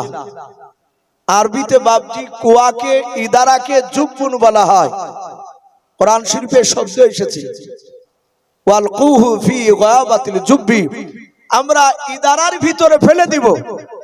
যদি ইদারায় পানি থাকে তাহলে ইউসুফ পানি খেয়ে মারা যাবে, আর যদি তা না হয়, যদি পানি না থাকে তাহলে সাপ বিচ্ছু থাকবে, জঙ্গল হয়ে যাবে ভিতরটা। ইউসুফকে ফেলবো, সাপে দংশন করবে, ইউসুফ বিষে জর্জরিত হয়ে যাবে, মারা যাবে। এ ভাই, সাপ বিচ্ছু তো যদি না খায়, এদিক দিয়ে মিশরের লোকেরা যাতায়াত করে, ওরা বণিকের দলেরা পেলে ইউসুফকে নিয়ে মিশরে চলে যাবে, আমাদের ঝামেলা শেষ। আমরা ওকে তো মারলাম না, ফেলে দিয়েছি। আব্বাকে গিয়ে বলবো, আব্বা সত্যি আপনার কথাটা বাস্তবে পরিণত হয়েছে, ইউসুফকে নেকড়া বাগে সত্যি খেয়ে নিয়েছে। আমরা একটু মিথ্যা করে অভিনয় করে কেঁদে কেঁদে আব্বাকে মিথ্যা কথাটা সত্যে পরিণত করাবো। এরা 9 ভাই বাবজি ইহুদের কথাতে রাজি হয়ে গেল। ইউসুফের হাত দুখানা ধরে জোর করে তার শরীর থেকে বাবজি পাঞ্জাবি খুলে নিল। ইউসুফকে ওই জঙ্গলের ভিতরে রাস্তার ধারে একটা ইদারাই বাবজি তাকে ফেলা হলো। ইউসুফ নিচু থেকে বলছেন, গো ভাই, আমি তোমাদের ভাই, ছোট ভাই, আমাকে নিয়ে চলে আমার আব্বা একটি বেলা না দেখলে থাকতে পারে না। ইউসুফের ভাইরা বলে, আমার আব্বার তুই একা বেটা নাকি? আমরা ছেলে না, আমরা বেটা না আব্বার? একটা ভাই, তুই চলে গেলে আব্বার কিছু হবে না। তাফসীরে মারিফুল কোরআন এসেছে ইউসুফ নবী আলাইহিস সালামের আব্বা ইউসুফ নবীকে তার ইউসুফের ভাইদের সাথে পেটে দিয়ে বারবার বাবজি দরজার গুড়িতে গিয়ে দেখছিলেন, মাঠের দিকে তাকে আমার বেটা ইউসুফ কখন আসবে। সন্ধ্যা লেগে গেল, আসে নাই। এশার সময় রাত্রিবেলায় ইউসুফের 10টা ভাই তারা হাওমা করে জামাটা রক্ত মাখা নিয়ে কাঁদতে কাঁদতে কাঁদতে বাবজি চলে যাচ্ছে। ইউসুফ নবীর আব্বা ইয়াকুব নবী আলাইহিস সালাম বলেন, ওগো আমার ছেলেরা, আমার ইউসুফকে কেন তোমাদের মধ্যে দেখতে পাওয়া যায় না? হযরত ইউসুফ নবী আলাইহিস সালামের ভাইরা তারা জোরে জোরে বাপজি মিথ্যা করে কেঁদে কেঁদে বলেছিল, আব্বা আপনার কথাটা বাস্তবে পরিণত হয়ে গিয়েছে। ওগো আব্বা জান, আমরা ইউসুফ ভাইকে একটা গাছের গুড়িতে দাঁড় করে দিয়াও, আমরা রানের প্রতিযোগিতায় নাম লেখাছিলাম। আমি বললাম, ভাই ইউসুফ রানের প্রতিযোগিতায় তুমি নাম লেখাতে এসে আমরা দৌড়াবো। ইউসুফ ভাই বলেছিল, ভাই আমি তোমাদের ছোট ভাই, তোমরা খেলা করবে, আমি বসে বসে দেখবো, দাঁড়িয়ে দাঁড়িয়ে দেখবো। ওগো আমার আব্বা ইউসুফ ভাই দৌড়ালো না, অনেকটা দূর আমরা দৌড়ে চলে গেলাম। হঠাৎ করে ইউসুফ ভাই চিৎকার করে বলল, ওগো আমার ভাই আমাকে বাঁচাও, নেকড়া বাগে ধরে নিয়েছে। ওগো আব্বা জান, আমরা পেছন ঘুরে তাকে দেখলাম ইউসুফকে নেকড়া বাগে ধরে নিয়েছে। ওগো আব্বা জান, আমরা দৌড়ে আসার পর আমাদের ছোট ভাই ইউসুফের কাছে আসার পর আমরা পা হাত দুটো ধরে বডি কানা ধরে যাও 10টা ভাই টানাটানি করতে লাগলাম। ও আব্বাজান শত শক্তি ব্যয় করে আমরা সমস্ত ভাইয়েরাও শক্তি যত ছিল সবগুলো শক্তি ব্যয় করলাম। ইউসুফকে বাঘের মুখ থেকে বাপকে ছুটাতে পারলাম নাও। ও আব্বাজান ইউসুফের দেহ থেকে ইউসুফ নবী পয়গম্বরের জামাটা খুলে চলে আসলো আব্বা আমাদের হাতে, আর ইউসুফের গোটা বডিখানা বাঘের পেটে চলে গেল আব্বা। আর পারিনি রুখতে। তাফসীরে বাবজি কিতাবে লিখেছে হযরত ইউসুফ নবীর আব্বা হাউমা করে কাঁদতে লাগলেন, বলে বাবা আমার ইউসুফকে নেকড়ে বাঘে খেয়ে নিয়েছে। বলে হ্যাঁ আব্বা আমরা 10টা আপনার ছেলে, এই দেখেন আমার ইউসুফ ভাই রক্ত মাখা জামা আব্বা গো ইউসুফ ভাইকে কামড়ে খেয়ে নিল। তার জামাটা যখন আমাদের হাতে চলে আসলো দেখেন এই জামাতে অনেক ইউসুফের শরীরে রক্ত লেগে আছে।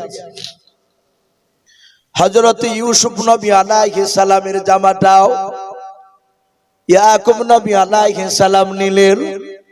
নেওয়ার পর জামাটা রক্ত মাখা জামাটা এইভাবে বাবজি নাকের গুলিতে নিলেন। একটু শোনার পর হযরত ইয়াকুব নবী আলাইহিস সালাম ডাক দিয়ে বলেছিলেন আব্বা আপনি জামাটা কেন নাকে দিয়ে শুনলেন? ইয়াকুব নবী বলেন ওগো আমার ছেলেরাও আমার মনে হয় এই জামাতে যে রক্তটা লেগে আছে রক্তটা আমার ইউসুফের শরীরের রক্ত না। বলুন সুবহানাল্লাহ। হযরত ইউসুফের বাপজি ভাইরা বলেছিল আব্বা আপনি কেমন করে বুঝতে পারলেন এটা ইউসুফের রক্ত নাও, এটা কিসের রক্ত বলুন? বলে বাবা এটা আমি দিব্যি শুনতে পাচ্ছি এই নাকের আগায়, শুনে নাও এটা ছাগলের রক্ত ইউসুফের রক্ত নাও। ছেলেরা বলেছিল না আব্বা আপনার মাথা খারাপ হয়েছে। বলে কেন বাবা? বলে বাবা ইউসুফের রক্তকে আপনি ছাগলের রক্ত বলছেন, আপনার মাথা ঠিক না, চিন্তা করবেন না। ইউসুফ নবীর আব্বা ডাক দিয়ে বলেন বাবা এটা ইউসুফের রক্ত না, কেমন করে জানতে পারলাম তোমরা জানো না? বলে না না কিতাবে পাওয়া যায় ইউসুফের তখন বাপজি বয়স ছিল মাত্র 4 বছর। ক বছর? 4 বছর।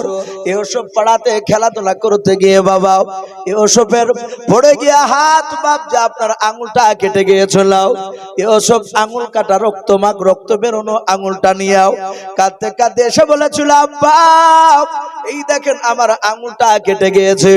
ও বাপজি ভাইয়েরাও দেখবেন আমাদের ঘরের সন্তানরা অনেকে সাইকেল চড়তে গিয়ে বাপজি পড়ে যায়, অনেকে দৌড়াতে গিয়ে উচট লেগে পড়ে যায়। যখন দেখবেন বাচ্চা ছেলে পড়ে যায় পড়ে গিয়ে বাপজি ডান দিকে বাম দিকে চারিদিকে তাকে দেখে কোনো মানুষ তাকে পড়া দেখেছে কিনা। যদি কোনো মানুষ বাপজি তাকে দেখতে না পায় দেখবেন বাচ্চাটা কাঁদবে না, অমনি চট করে উঠে বাপজি চলে যাবে। আর যদি কোনো মানুষ বাবা যদি দেখে নাই দেখবেন বাচ্চাটা বাপজি উঠবে না, শুধু কাঁদবে।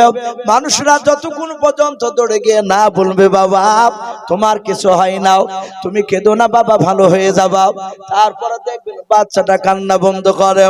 হযরত ইয়াকুব নবী ডাক দিয়ে বলেছিলেন ওগো আমার ছেলেরা ইউসুফ নবীর হাত খানা যখন 4 বছর বয়সে আঙুলটা কেটে গিয়েছিল ইউসুফ এসে বলেন আব্বা আমার আঙুল খানা কেটে গিয়েছে। ওগো আমার ছেলেরা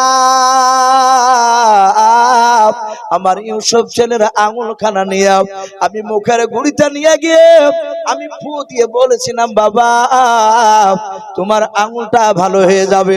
আমি ওই সময় যখন ফু দিয়েছিলাম হঠাৎ করে দেখলাম ইউসুফের রক্ত থেকে মুশকে আম্বার নাই খুশবু বের হচ্ছে। বলুন সুবহানাল্লাহ। বলে না রে তাকবীর। বাপজি আমার সোনা লালেরা নবীদের রক্ত সাধারণ মানুষের সঙ্গে বাপজি তুলনা করা যাবে না। নবীরে এত দামি।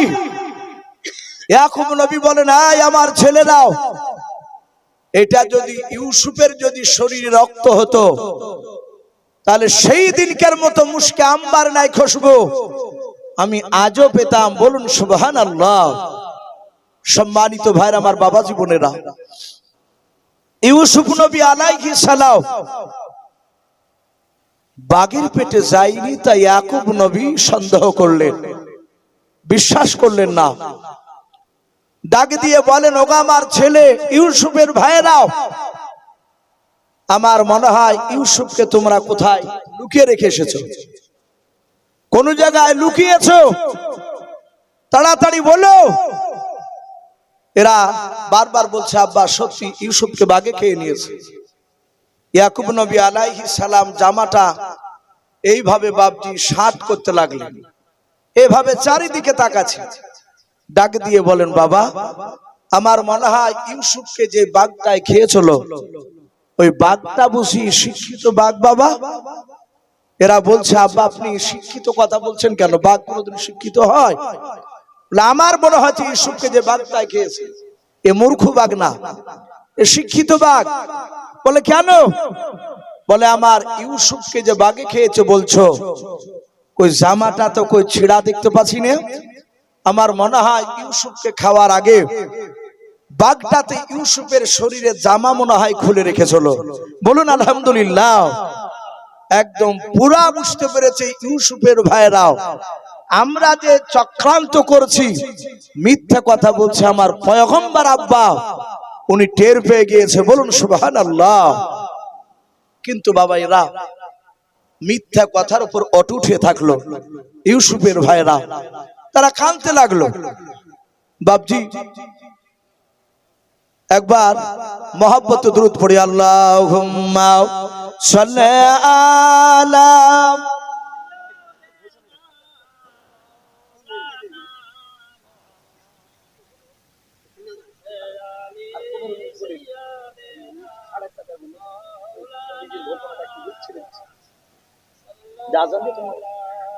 ভাই আমি বলছিলাম, আমি আপনাদেরকে প্রথমেই বলেছি বাপ ইউসুফ নবী আলাইহিস সালামের ঘটনা ধারাবাহিকভাবে আলোচনা করলে প্রায় ঘন্টা 6 লাগবে।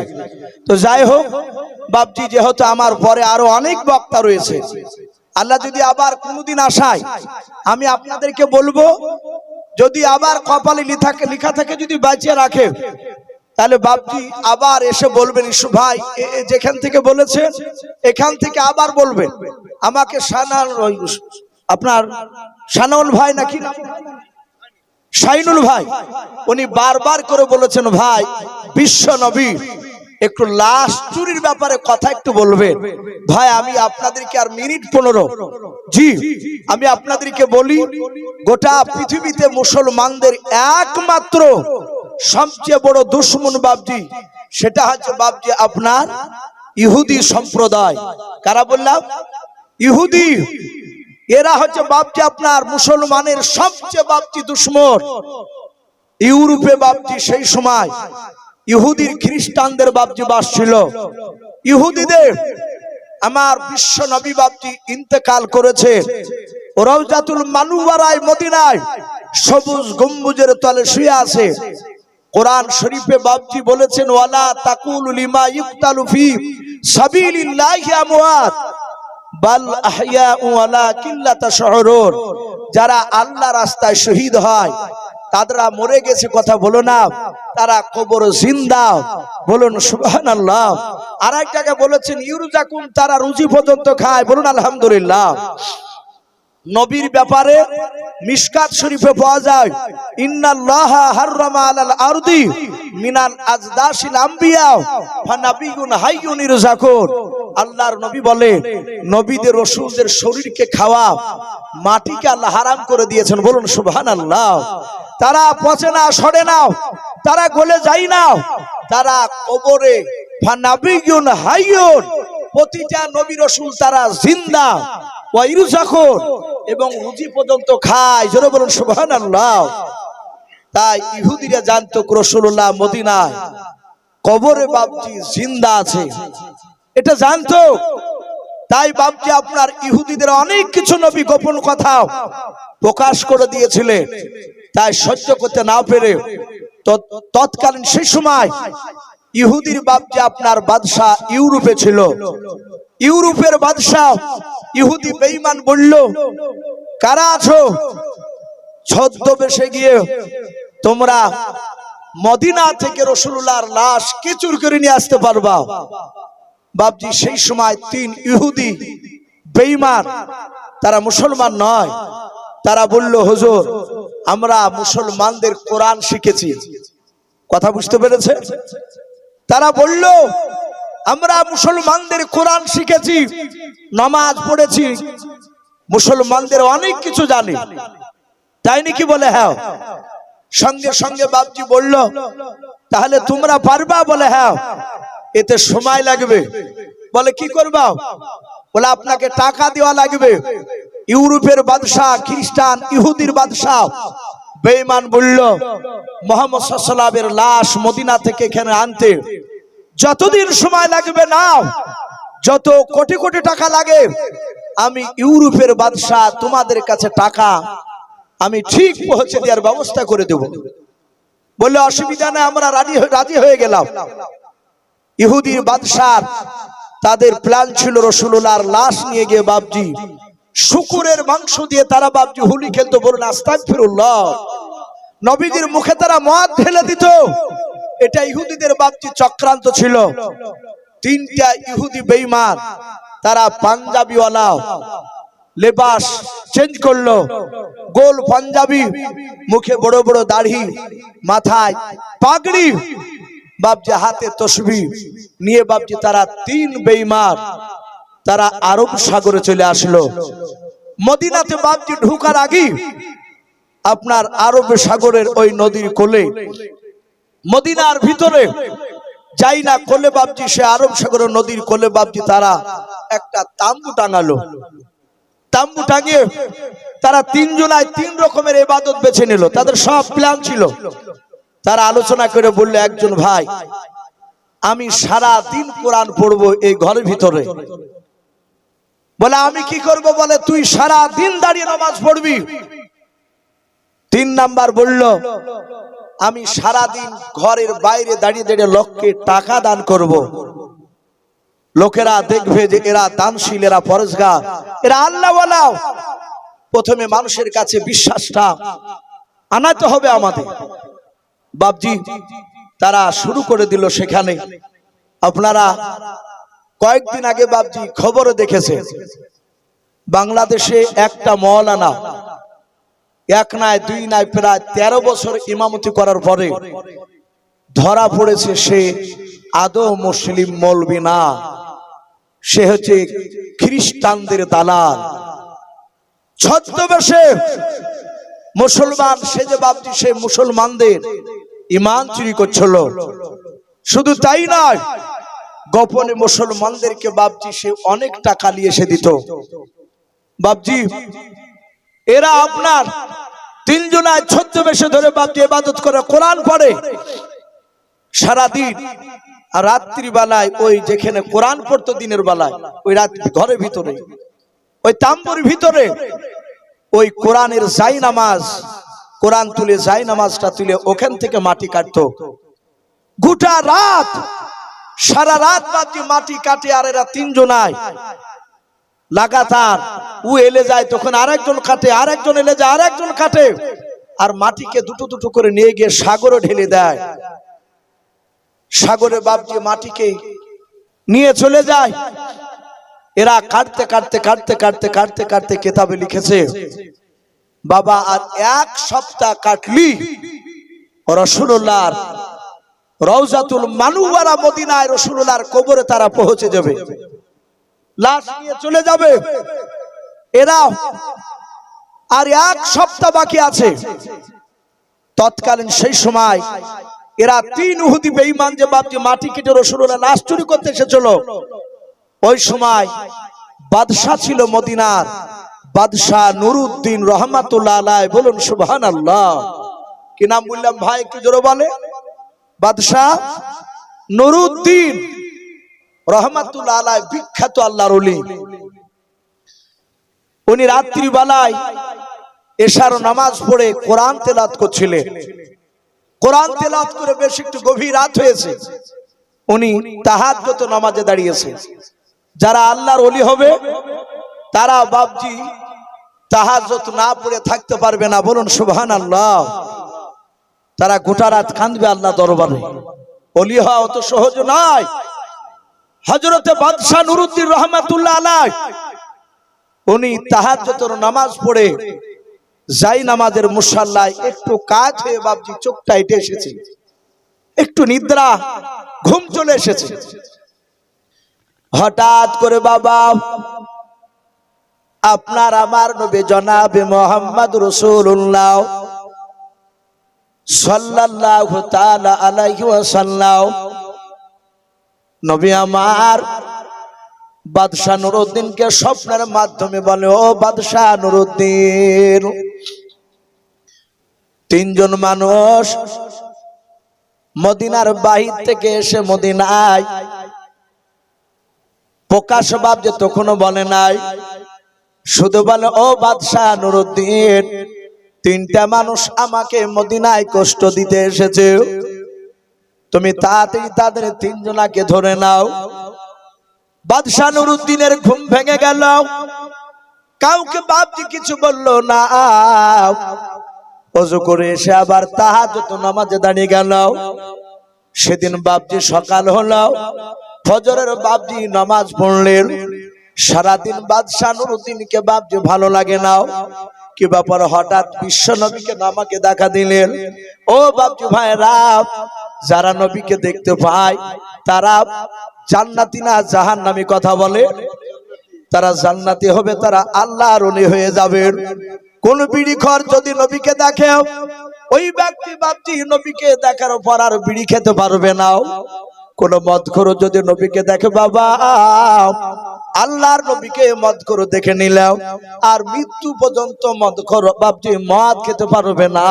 তার চালচলন সব নবীওয়ালা হয়ে যাবে। বলুন সুবহানাল্লাহ। তার চরিত্র পাল্টে যাবে। অনেক ভন্ডা লোক আছে, বিড়িতে টান মারে, আবার বলে যে আমি নবীকে 3 বার দেখেছি। কত বড় বেয়াদব! কখনোই না জানবেন ওরা পাকা ভন্ডা। নবীকে যারা দেখবে তারা কোনো দুর্গন্ধ জিনিস, ইবাদতের কষ্ট হবে সব জিনিস বাপজি তারা খাবে না। তার পা থেকে মাথা পর্যন্ত সব জায়গায় রাসূলুল্লাহর সুন্নাত জিন্দা দেখা যাবে। বলুন সুবহানাল্লাহ। বাদশাহ নুরউদ্দিন আবার রাত্রিবেলায় শুয়েছে ওই জায়নামাজের মুসাল্লায়। আবার রাসূল বলছেন, বাদশাহ নুরউদ্দিন আমাকে কষ্ট দিতে এসেছে তিনজন, সাবধান হয়ে যাও, ওদেরকে ধরো। আবার ঘুম ভেঙে গেল, কাউকে কিছু বলে নাই। সেদিন আবার রাত্রি শেষে বাপজি দিন চলে গেল। তৃতীয় দিন বাপজি আবার বাদশাহ নুরউদ্দিন রাত্রি বেলায় তাহাজ্জুদ নামাজ পড়ে বাপজি আবার যায় নামাজে বাপজি একটু কাত হয়েছে, চোখটা এঁটে এসেছে। আমার বিশ্বনবী আবার এসে হাজির। বলুন আলহামদুলিল্লাহ। বাদশাহ নুরউদ্দিনকে আল্লাহর নবীজি ডাক দিয়ে বলেছিলেন, ও বাদশাহ নুরউদ্দিন, তুমি তাদেরকে এখনো চিনতে পারো নাই। এই বাদশাহ নুরউদ্দিন, এই দেখো তিনজন মানুষের চেহারা। আল্লাহর নবীজি ওই তিনজন বেঈমান ইহুদির বাবা, মাথার ছবিগুলো, মুখের চেহারাগুলো বাপজি ভাবে ধরে ধরে বাদশাহ নুরউদ্দিনকে দেখালেন। ডাক দিয়ে বলে, ওগো বাদশাহ নুরউদ্দিন, এরা আমাকে কষ্ট দিতে এসেছে। আর বাদশাহ নুরউদ্দিন, তুমি এদের তিনজনাকে তুমি ধরো, উপযুক্ত শাস্তি দাও। বাদশাহ নুরউদ্দিনের বাপজি ঘুমটা ভেঙে গেল, নবী অদৃশ্য হয়ে গেলেন। স্বপ্নে আর দেখতে পেল না। বাদশাহ নুরউদ্দিন চিন্তা করলেন আর ঘুমিয়ে থাকা যাবে না। ওই রাত্রি বানাই রে বাবা, বাদশাহ নুরউদ্দিনের বাপজি যে আপনার মন্ত্রী ছিল, তার নাম কিতাবে পাওয়া যায় জালালউদ্দিন মৌসুমী রহমাতুল্লাহ আলাইহি। উনিও বুজুর্গ। ওই রাত্রিবেলা বাদশাহ নুরউদ্দিন আর বাড়িতে নামাজে দাঁড়ালেন না, তাড়াতাড়ি ওযু করে ঘোড়ায় চেপে বাপজি ছুটতে লাগলেন। কোথায়? তার মন্ত্রী জালালউদ্দিন মৌসুমীর এলাকায়। উনিও বাপজি মসজিদে নামাজে গিয়েছেন, ফজরের টাইম হয়ে গিয়েছে। বাদশাহ জালালউদ্দিন মৌসুমী রহমাতুল্লাহ আলাইহির কাছে গিয়েছেন, দেখছেন উনি ইমাম হয়ে নামাজ পড়াচ্ছেন মসজিদে। বাদশাহ নুরুদ্দিন তাড়াতাড়ি 2 রাকাত ফজরের সুন্নাত পড়ে ডান দিকে বাপজি কাতারে দাঁড়িয়ে ইক্তাদা দিয়ে নামাজে দাঁড়িয়ে গিয়েছে। কার পেছনে? তার মন্ত্রী জালালউদ্দিন মৌসুমীর পেছনে। যাহাতে বাপজি ডান দিকে সালাম ফিরে তাকাচ্ছে, দেখছেন এই তো সেই মদিনার বিখ্যাত বাদশাহ নুরুদ্দিন। কি ব্যাপার, আমার নামাজে মসজিদে কেন? বাম দিকে সালাম ফিরে চট করে বাপজি দাঁড়িয়ে গেলে। বাদশাহ নুরুদ্দিন সালাম ফিরেছিলেন, বললেন হুজুর আপনি তো আসবেন, একটু বলেননি কেন? ফজরের নামাজটা আপনাকে পড়াতে দিতাম, আপনার পিছনে আমি পড়তাম।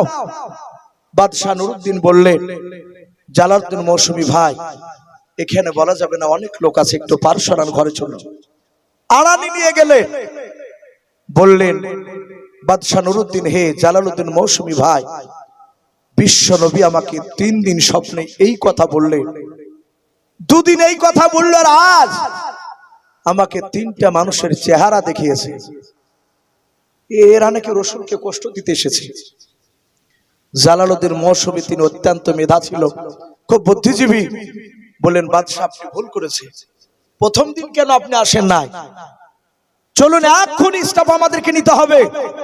বলে কি করতে হবে? বলে আপনি এক্ষুনি প্রচার করে দেন, মদিনাতে যারা বাহিরকার মানুষ চলে এসেছে, একটা মানুষ যেন তারা বাদশাহ নুরুদ্দিনের বিনা অনুমতি ছাড়াও বেরোতে না পারে। অর্থাৎ আগামী শুক্রবার পর্যন্ত কেউ বেরোতে পারবে না। আর বাহির থেকে কোন লোক 1 সপ্তাহের মধ্যে শুক্রবারের মধ্যে কেউ ঢুকতে পারবে না। যারা ঢুকে গেছে তারা বেরোতে পারবে না, নতুন কেউ ঢুকতে পারবে না। বাদশাহ নুরুদ্দিন 60,000 সৈন্য নিয়ে গোটা মদিনাকে বাপজি ঘেরাও করে নিলেন। বলুন সুবহানাল্লাহ। ঘেরাও করে নিয়েছে যে দেখবা কোন লোক বাহিরকার ঢুকতে না পারে, আর বাহিরকার লোক যারা ঢুকে আছে এরা পালাতে না পারে। জালালউদ্দিন মৌসুমী বললেন, বাদশাহ আপনি একটা খানার আয়োজন করো, আপনি গেটে বসবেন আর গোটা মদিনার লোককে আপনি দাওয়াত দিয়ে দেন, সবাই খেতে আসুন, আর আপনি মনে মনে ওই চেহারার সাথে মানুষগুলোকে খুঁজুন। বিরাট খানার আইটেম, সবাই গেল। বাদশাহ নুরুদ্দিন বাপজি তাকে থেকে দেখলো রাসূলুল্লাহ যে 3 জনকে দেখিয়েছে, এদের 3 জনাকে একজনাকে দেখতে পায়নি। বাদশাহ নুরুদ্দিন পরে জুম্মার দিন জুম্মার নামাজ পড়ে মসজিদে ভাষণ দিতে গিয়ে বললেন, কেউ কি বাকি আছে মদিনার কোন লোক আমার খানা খায়নি, এরকম লোক আছে? হঠাৎ করে একটা লোক ডাক দিয়ে বলেছিল, বাদশাহ নামদার, 3 জন মানুষ আপনার খানাতে আসে নাই। বলুন সুবহানাল্লাহ। ডাক দিয়ে বলল, তারা কোথাকার বলো? একটা যুবক ছেলে বলেছিল, বাদশাহ ওদের দেখলাম আরব সাগরে, একেবারে মদিনার কোলে যে সাগরটা রয়েছে, ওই সাগরের কোলে তারা তাম্বু টাঙিয়ে আছে। আমি তাদেরকে খাওয়ার জন্য বললাম, তারা বলল আমরা কোনো বাদশার খাবার খাই না, খেলে আমাদের ইবাদত নষ্ট হয়ে যাবে।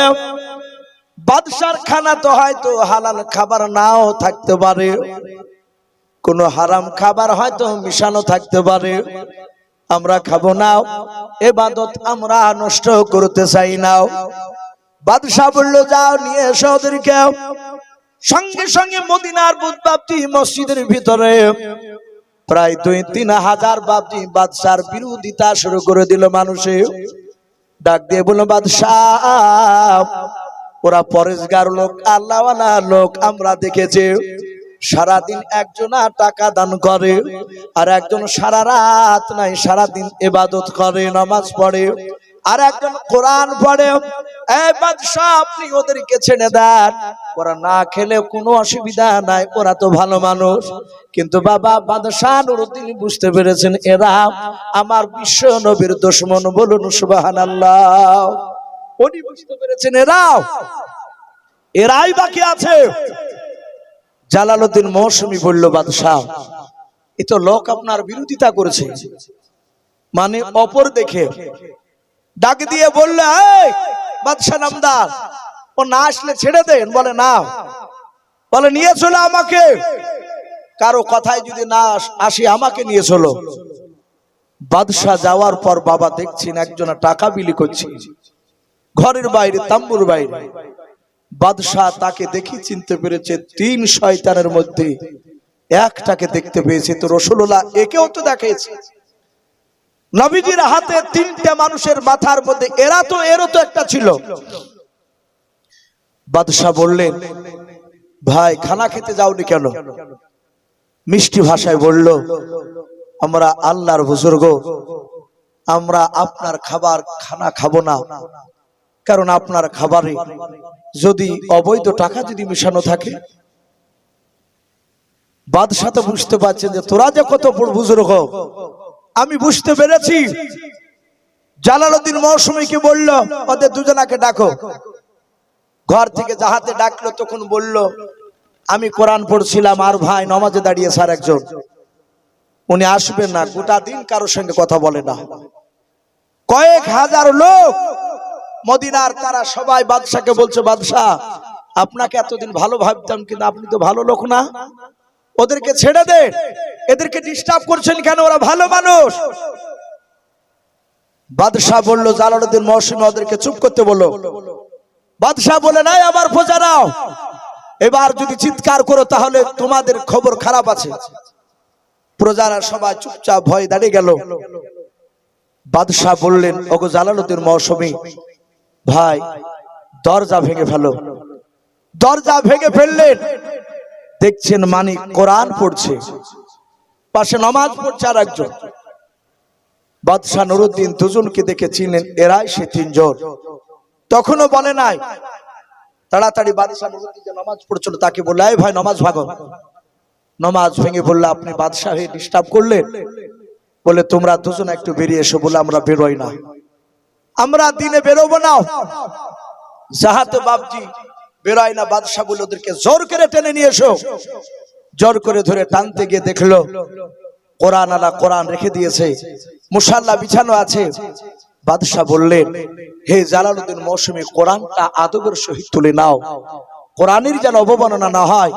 কোরআনটা তুলে নিল বুকে, যাই নামাজটা তুলতে বলল, ওই দেখো পাথর দেখতে পাওয়া যাচ্ছে, পাথরটা উঠাও। পাথরটা উঠে দেখছে ভিতর সুড়ঙ্গ রাস্তা। হাজার হাজার লোক, তাদের ভুল ভেঙে গেল।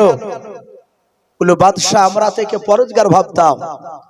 বাদশাহ বললেন, এদের 3 শয়তানকে বিশ্বনবী আমাকে স্বপ্নের মাধ্যমে দেখিয়েছে।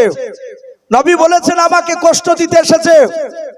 মদিনার বাহির থেকে এরা 3 জন, এদেরকে ধরো, আটকাও।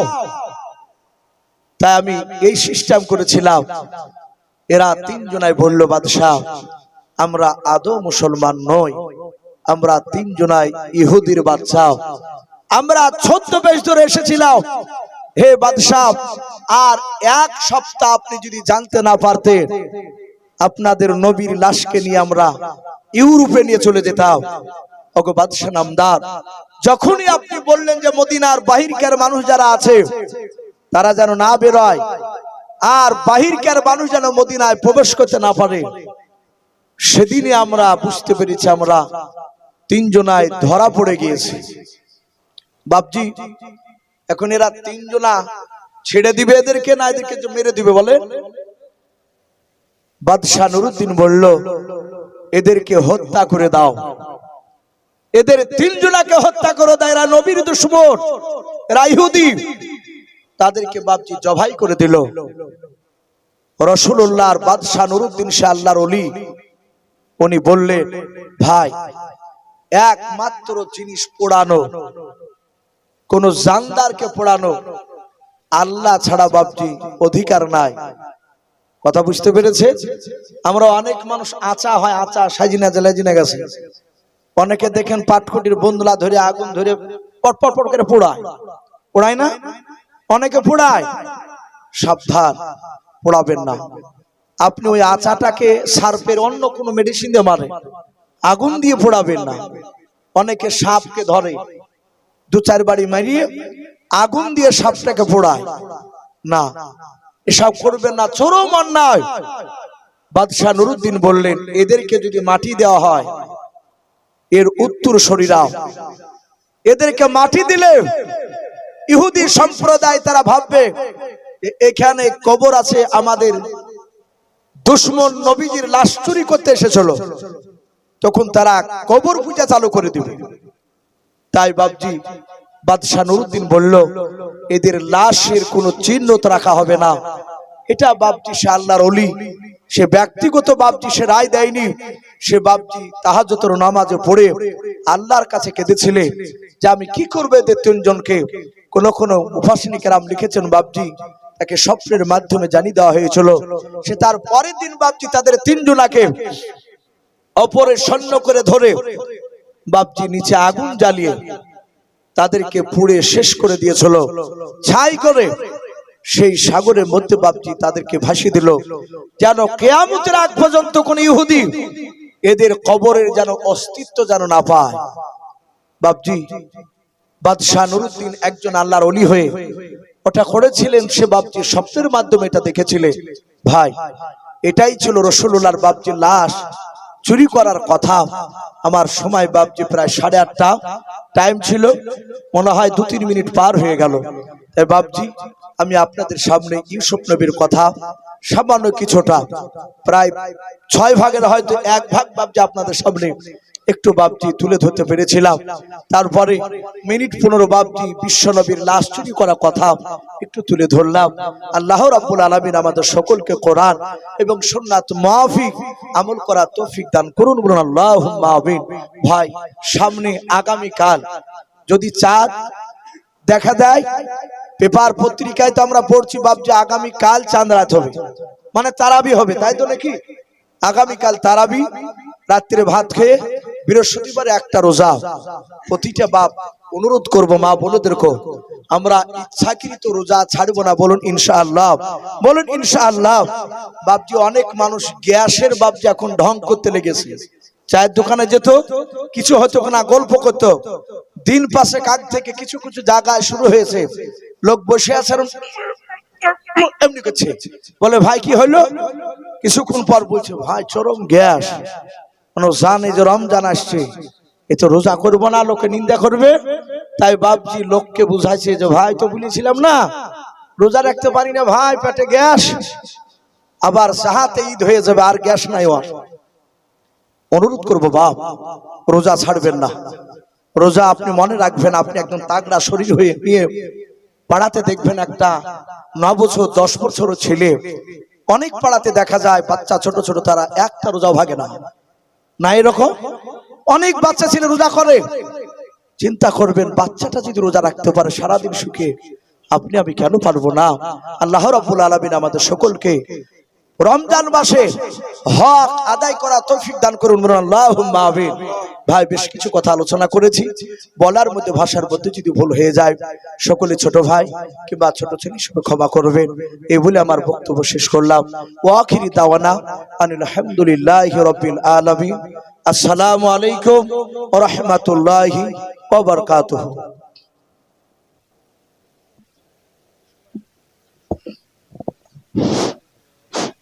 এইবারে